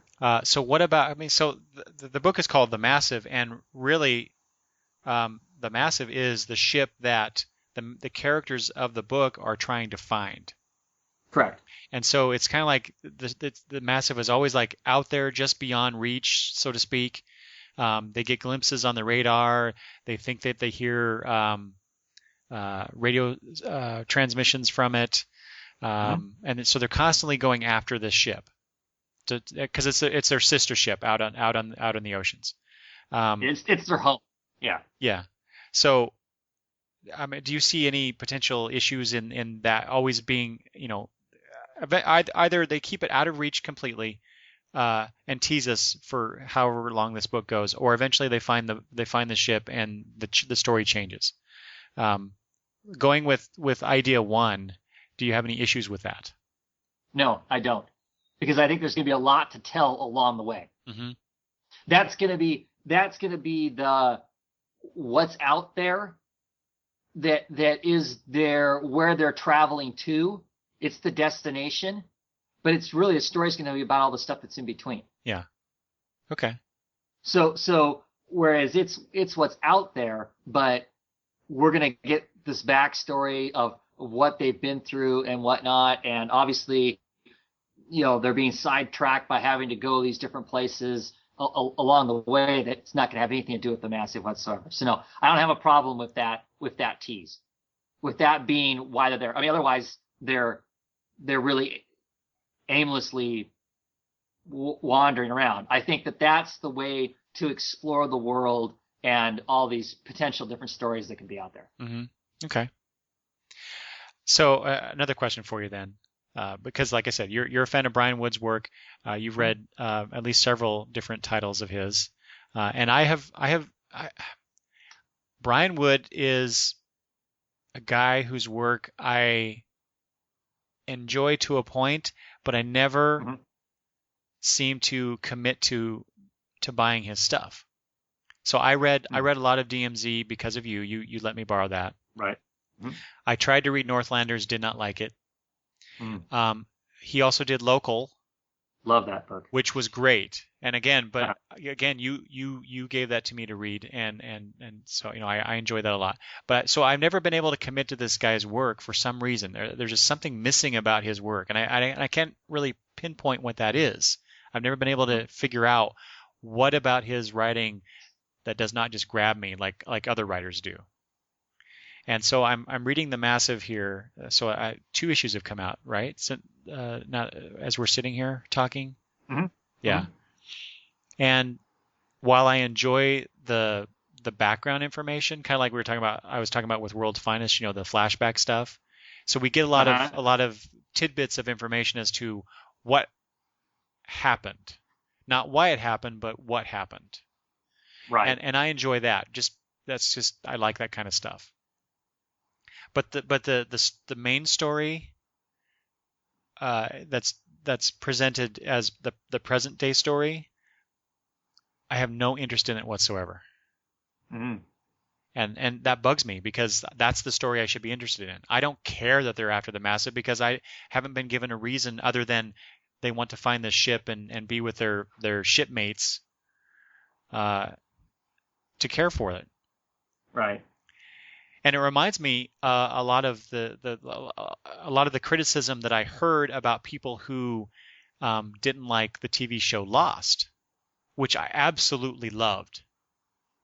In that there's always this kind of there's just stuff on the edges of Lost, where we get hints and glimpses of what this is all about, and the writers and producers of the show would just kind of pull that away from us once they started to get close to it. And this happened for 6 years. Right. And a lot of people just gave up because they wanted to know why and what's going on. And for me, it was like, I don't care why and what's going on. I just am enjoying the ride. Right. And so I see this comic very similarly, except I'm not enjoying the ride. Mm-hmm. And I don't know why. Yeah, I don't know what to tell you. See, I'm willing.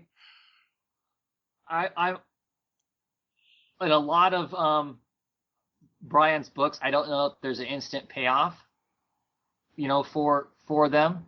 I guess I'm used to reading for the long haul. Local had, to a large degree, had kind of a quick payoff to some degree, because it really was just about a couple characters, and one character in particular for each issue, and the other stuff that I read, the payoffs were in 5-6 issues to get to a payoff. But I guess for me, I like the ride. I'm interested in, I guess, enough in this to see what's going to be said. But I can see where you're coming from. There are other people who either find it too dry or too wordy, or it doesn't have an excitement, I guess. For me, it's an interest so much as I don't pick the book up and read it and be excited about it. I pick it up and I'm interested. Yeah. And intrigued, but not excited. There's a different. Sure. For me, feel for the book. Well, I'll give it a few more issues because I tend to want to give a new series, at least 6 issues or the first arc, whether that's 5 or 7 or whatever, however many issues it is, to grab me, to say, okay, I'll be with you for the longer haul. And 2 issues in, I'm not feeling it yet, so we'll see. Yeah, and see, I kind of, here's the thing about the Massive. I think that might have been unfortunate that they did this. Before the Massive came out, in like 3 issues of Dark Horse Presents, before the Massive came out, in each one of those issues, they had a little short story about characters from the Massive. Oh, okay. So you got to see a little chunk of background history on our captain, who is now the pacifist, when he was still a mercenary. You get to see the event that basically changes his life. You get to see the second mate, the guy who was a mercenary, also along with him. You get to see him as a young boy, and some things that happen that inform him of who he is and why he's on the journey that he's on with the eco group and whatnot. And I want to say, I don't remember it right now, that we also got one on the first mate that's off running around, chasing down the bad guys right now.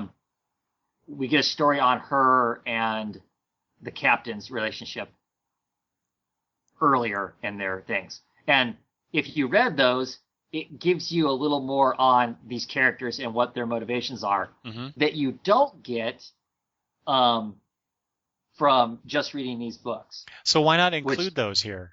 I don't know. Instead of the back matter that we get, which is somewhat interesting. It fills in some more gaps. But back matter you won't get if you read the digital comic. That back matter. Yeah. When I sat in on the Brian Wood panel at Emerald City Comic Con this last year, there was quite a bit of discussion about this book and what he wanted to do with it, and that was one of the things, because he likes printed material, and he also wants to make sure that the book is around long enough for him to be able to tell the long story that he wants to tell, the long version of the story he wants to tell. And the only way you can do that, obviously, is if you get enough people buying it as a single, and not just wait for the trade. Sure. Because if you just wait for the trade, especially these smaller companies, it's not like Vertigo where they can write it out because the company's making enough money on other stuff to write it out to the trade. So that material's not there if you buy the trade. Well, and I don't know. Maybe that stuff will be in the trade when the trade comes out. I don't know why they didn't put it in there somewhere to give us that. Like I said, I think that's because I've talked to some other people who aren't quite on board with the book either, and I think that information would actually be helpful to them to know that about the characters. I'd much rather have that. I don't know how many pages it was, but have those reprints from the Dark Horse Presents in this book instead of the back matter that we get. We can always have that back matter in later issues, but get us into the characters. That's what draws me in. It's not. I'm kind of surprised that Dark Horse didn't put out a 0 issue, because they're doing that with a lot of the other books that they started out in the Dark Horse Presents, and they decided they're going to go to an ongoing with it, and so they're taking the stuff that was in the Dark Horse Presents and putting it out as a 0 issue before it starts. I don't know. Yeah, you know what? So this is a bit of a sidetrack, but I just realized that too, because I just started getting Dark Horse Presents with number 13, because Phil Noto was doing Ghost, right, on it, right? So then I see that I've ordered 3 Dark Horse Presents up to this point now, Uh-huh. And then I see that this month in previews they're soliciting Ghost number 0, and I think, oh, wait a minute, are they just going to Yeah. reprint the stuff I'm reading already Yes, they are. in the 0 issue? I'm like, oh, dang it. Yeah, yeah. I would have known that. I would have told you that because they kind of said that that's what they were going to do at Emerald City Comic Con. Because it's at Emerald City Comic Con, towards the end of the con, that Kelly Sue and Phil Noto had a conversation with Dark Horse, and at that point they decided, you know what, this isn't going to just be a small little short in Dark Horse Presents. We're actually going to go with an ongoing with this, for X number of issues at least, and if that sells well enough, we'll just keep doing, like 6-issue bumps of the thing.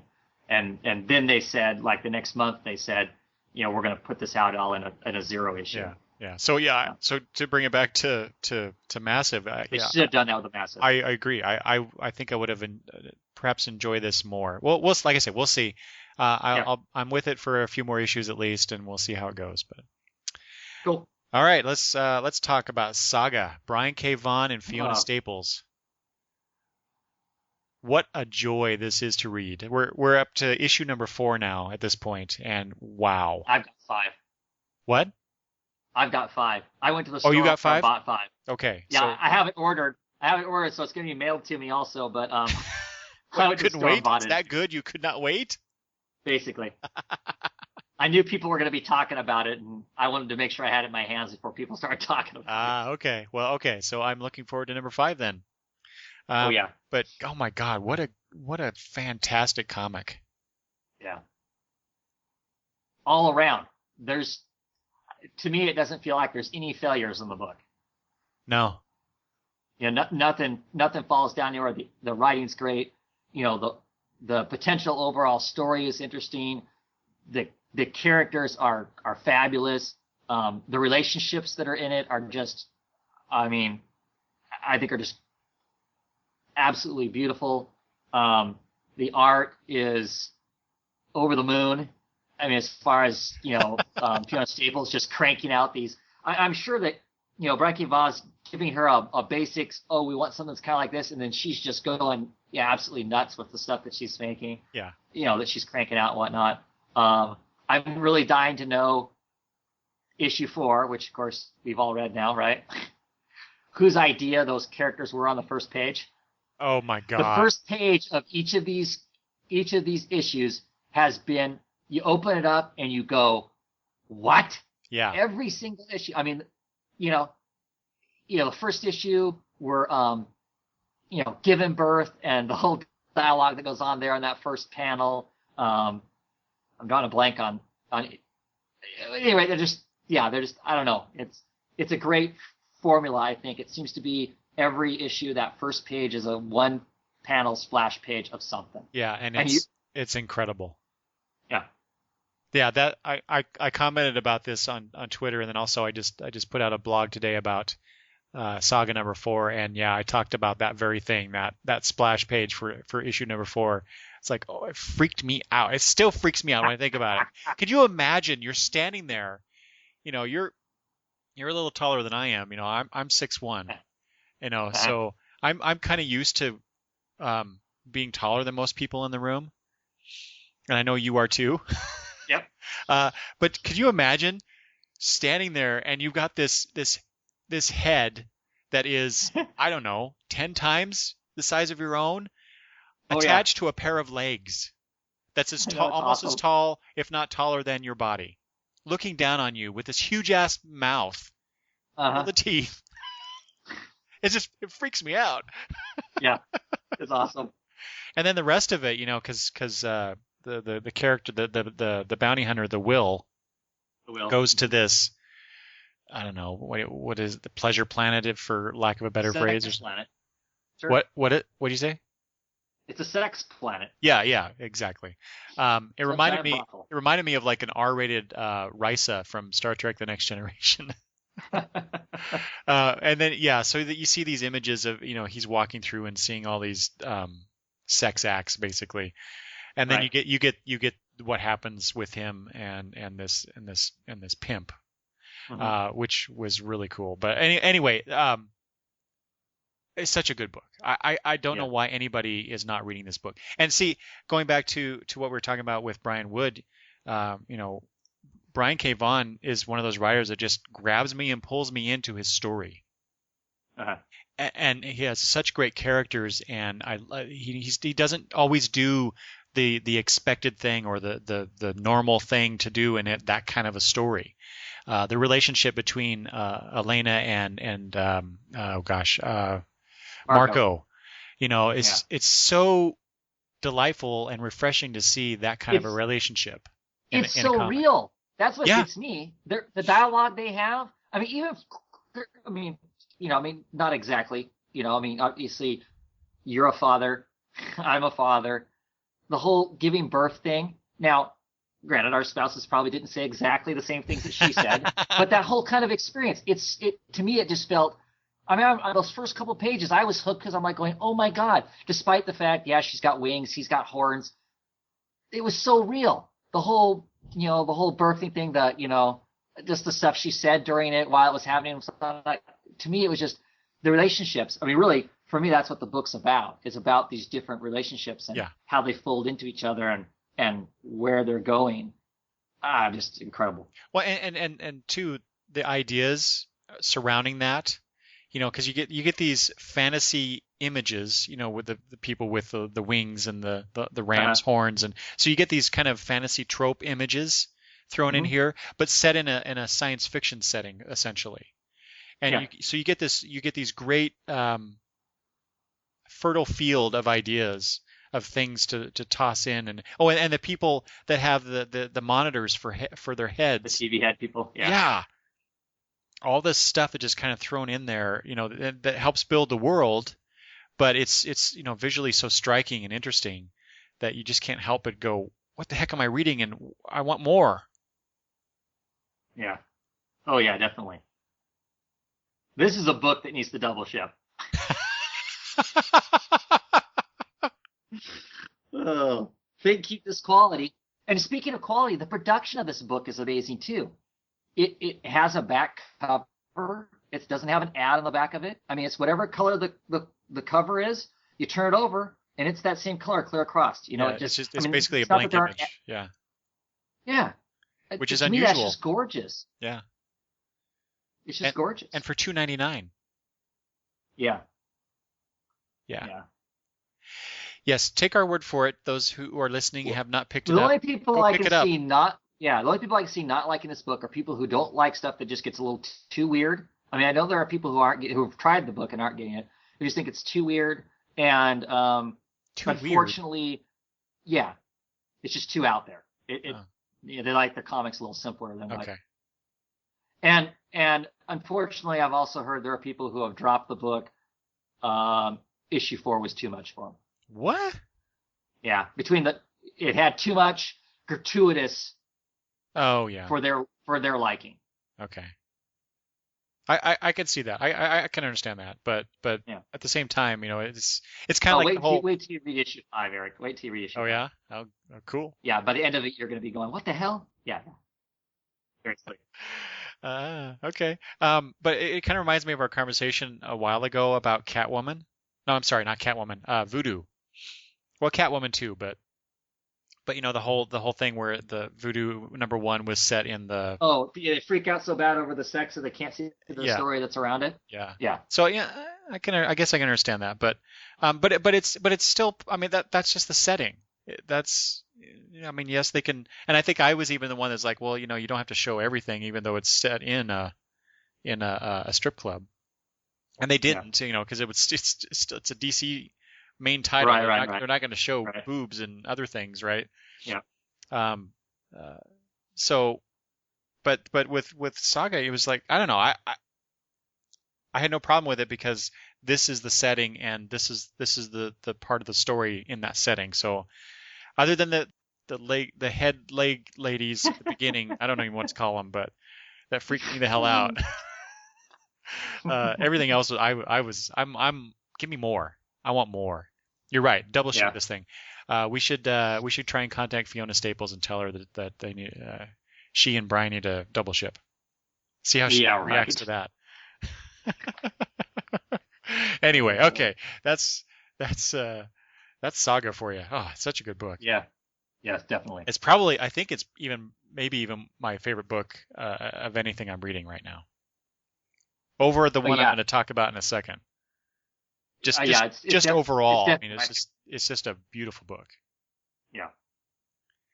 All right, we have two more things to talk about real quick. One is a book that Travis is reading that I am not, and then another book that I am reading that Travis is not that we both want to talk about. So let's do yours first, Travis.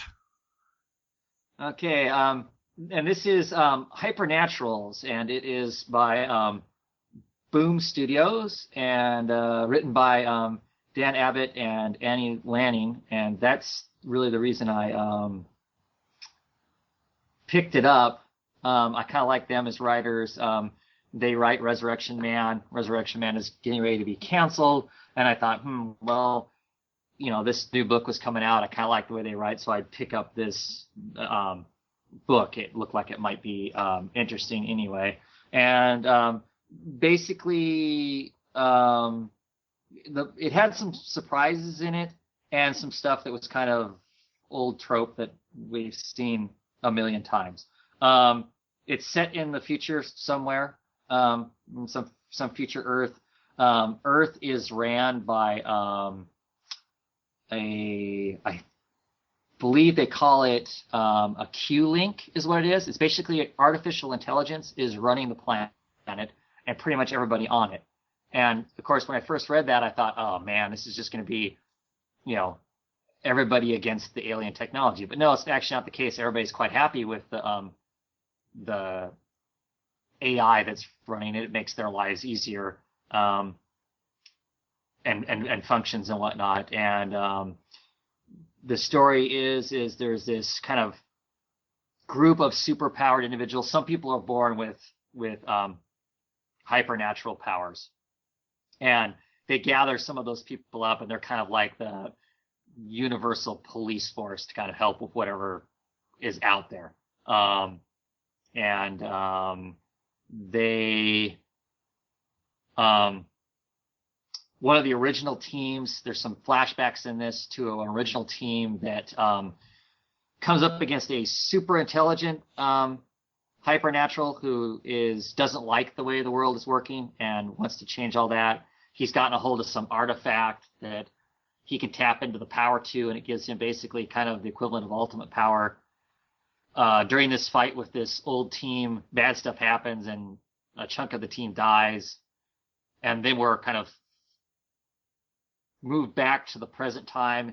And in the present time, they've inaugurated this new team. It's like the 100th anniversary of this new team of people. They've gone off to some planet to deal with some issue, and the entire team disappears. And so if this is the greatest, best team in the world that suddenly disappeared, the PR people are in a panic to gather up a new team to send there and try and fix what's happened. The new team consists of a couple rookies who've never done anything with their powers before, and some veterans from this old team. I don't know that I'm describing it that well, but and so they're going after whatever it is that's happened. You've got this other character on the side who was part of the original team. He led the original team that got devastated. He's now working some 9-to-5 job that he doesn't show up to. He obviously drinks and doesn't take care of himself, and that's part of the trope that I mentioned that we've seen a million times. He's sitting in a bar or whatever, and he's watching the news as this supposed new team, bad things have happened to them. So we can kind of see what's coming there. They're going to end up having to recruit this guy to help them out. So that part of it wasn't. I guess I didn't enjoy that part of it because that seemed like we've seen that a million times, kind of a deal.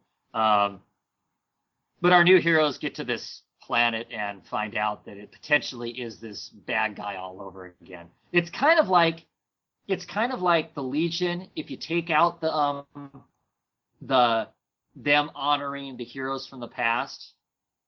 But they aren't really superheroes. They're super powered, but it's more like, I don't know how I want to describe it. It's more like they're a police force of sorts. Mm-hmm. But the art is by Brad Walker and Andrew Squalardo, and It's enjoyable. It's a pretty decent setup. I mean, you can see where some of the stuff's going. But I like it. There's going to be some stuff in there that's different. When they get to the planet is a giant booby trap, basically, that kind of tells us. Well, it doesn't tell us this supposedly super intellect that they beat a long time ago. It kind of implies that intellect is actually somehow he is manipulating stuff from his prison cell, and it's interesting. I don't know. It's hard to describe the book, but I'm enjoying it. It wasn't on my pull list. I just bought it off the shelf, but I did put number 3 on my pull list, and I'll be going to the store to pick up number 2. Yeah, actually, I did read the Free Comic Book Day preview for that, and the fact that it's done by Abnett and Lanning, I was like, oh yeah, I definitely want to check that out. But I don't think that the Free Comic Book Day preview did enough to bring me in, and it was just a matter of I had to cut something from my order because it was getting up there just a little bit too much. Yeah, I hear you. And like I said, it didn't quite grab me enough from that preview to justify getting yet another book. But like I said, but the fact that it's Abnett and Lanning doing a sort of Legion of Superheroes thing, cosmic, futuristic heroes type stuff, I really, really wanted to get that. So I kind of like you said before about some other titles that we've talked about. If the buzz is good, I'll probably pick it up in trade or maybe even try and find those back issues. So you'll have to let me know how that goes. Oh yeah, I will going forward. Okay, so last thing here that I'll talk about is I said Saga is probably my favorite book overall, but right now, man, I am so excited about this book, Danger Club, from Image Comics. This is so good. When I saw this in previews, it was basically my takeaway from that was sidekicks are left in the world, and what happens when that happens. So the issue number 1 basically it tells us that 3 months ago the world's greatest heroes, and we find out later in the series in issue 2 or 3, I can't remember which one now, but all of the villains that were willing to go too, they all left to fight what is described here as reality's ultimate evil, and they didn't come back. So all that's left are any of the, well, as we find out, not all of the villains left, because there's still one big guy out there. But what basically are left are all the sidekicks, the teen heroes, the kids with powers, and what they have to deal with. And you basically got all your usual superhero tropes. You have a Batman-like character, you have a Superman-like character, you got a magic guy, you got a guy with an eye patch who smokes a cigar, so he, that's like young Nick Fury. Sure. So you got familiar images and characterizations, but that's about it, because this thing goes.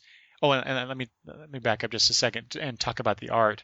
Okay, first of all, let me back up yet again. So this is by Landry Q. Walker, who's doing the writing, and art is by Eric Jones with colors by Michael Drake. And I want to mention the colors specifically because Michael Drake does such a good job here. When they're like the second page of the first issue, the guy who does magic, and I don't remember all their names at the moment, but the kid who does magic has a magic wand, and he opens up this magical doorway to go from point A to point B, and it's like this red orange color, and everything else around it, as you see this magic door, is colored by it, as if it were a light, so the colors that you see are, I think, more reflective of how reality is. If you shine a light that's tinted red, everything around it's going to be red, right? Right. So you see that, and you don't normally see that in most comics. The color artists don't normally do that kind of stuff, that shading or the the light effects. So I really like that about, and the colors are just, I don't know, maybe it's just the printing, but of this particular book, but the colors are so crisp and it's done very well. But as far as Eric Jones's art, if you look at it, you might think, well, it's kind of simplistic. It's kind of almost, and I don't mean this in a bad way, but almost kind of kiddie art.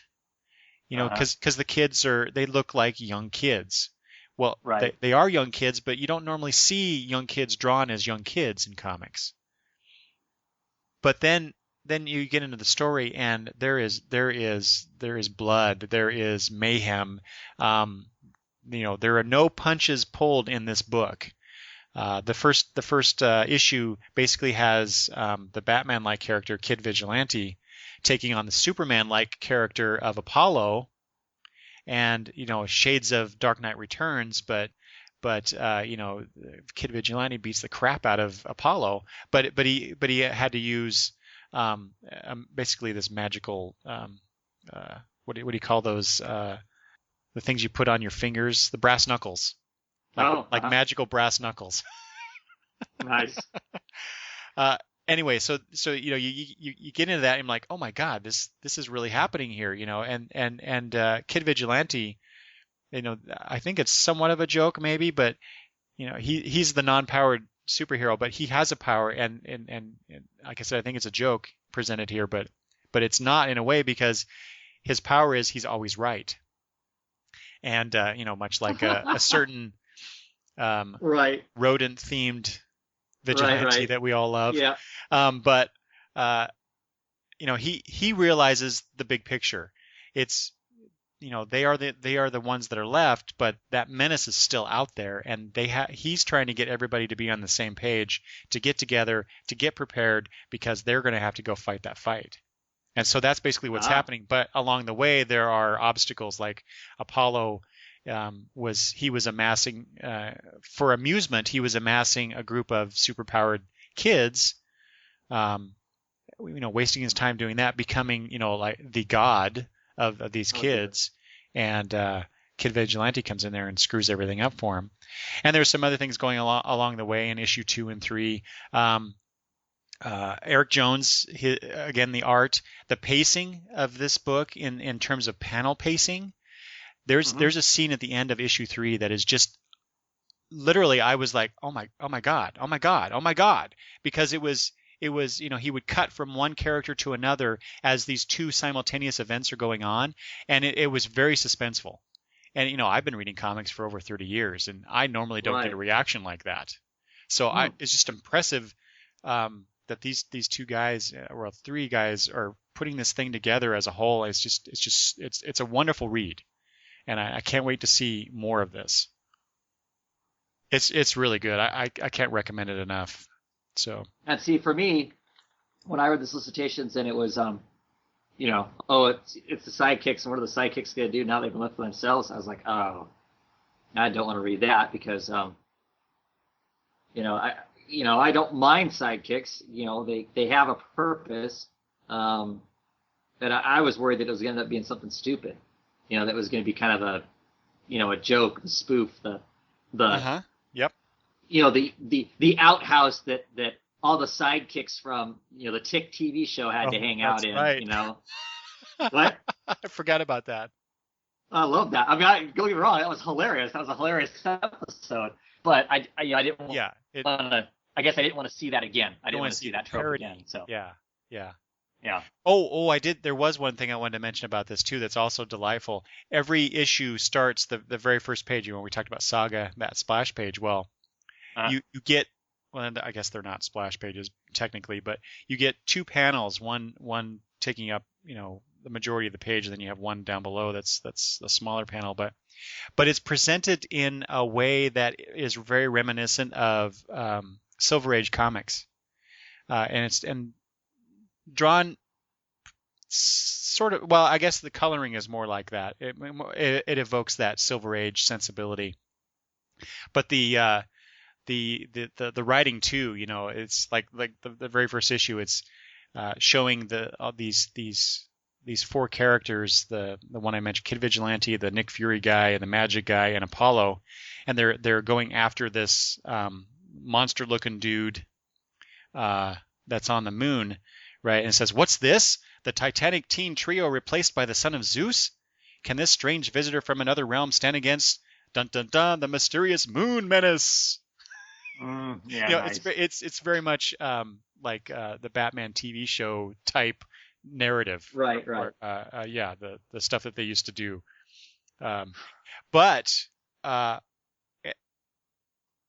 image that's shown here, this moon guy, is actually wearing those magical brass knuckles. So everything you see in the first page, not everything, elements of what you see in the first page actually play into the story that you're reading that's in present day. That's cool. So yeah, it's a wonderfully put together book. Anyway, I could go on and on about this. So Saga's number one, but Danger Club is really close to being number one. Yeah. Here's the thing for me, talk about these independent books and whatnot. There's getting to be so many of those that are good that I'm going to start making some hard choices with what is my standard. I buy these from the big two choices. I'm going to have to start.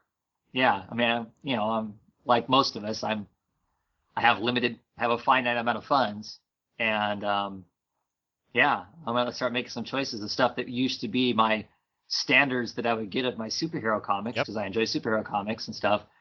I'm having to start to look at those a lot closer, because there is such good and interesting stuff coming out of these smaller presses. Yeah, definitely.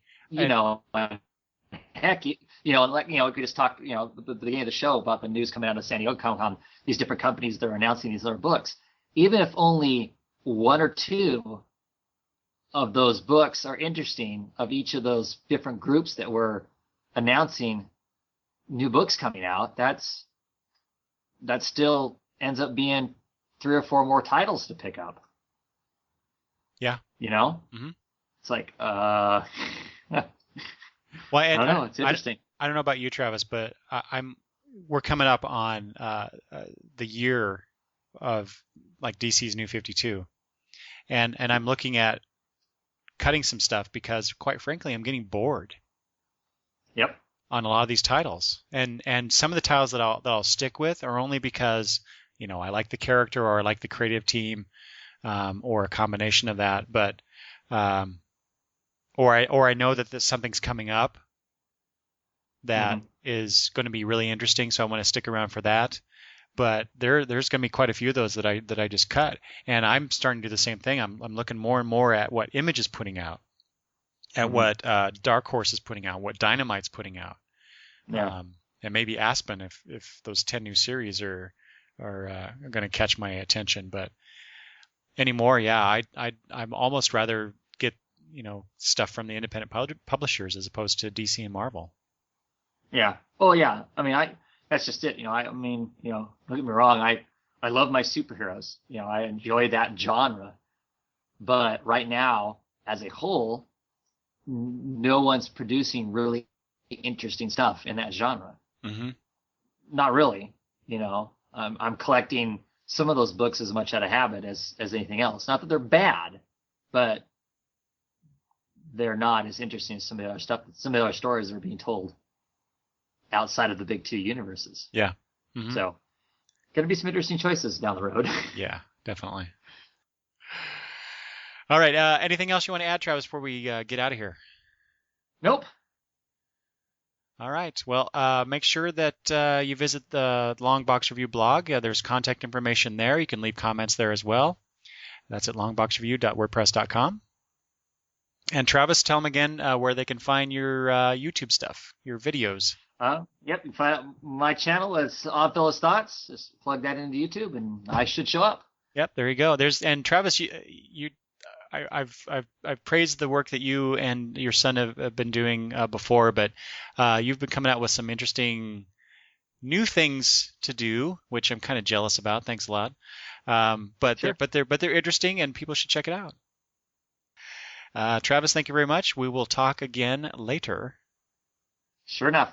All right. Thanks for listening.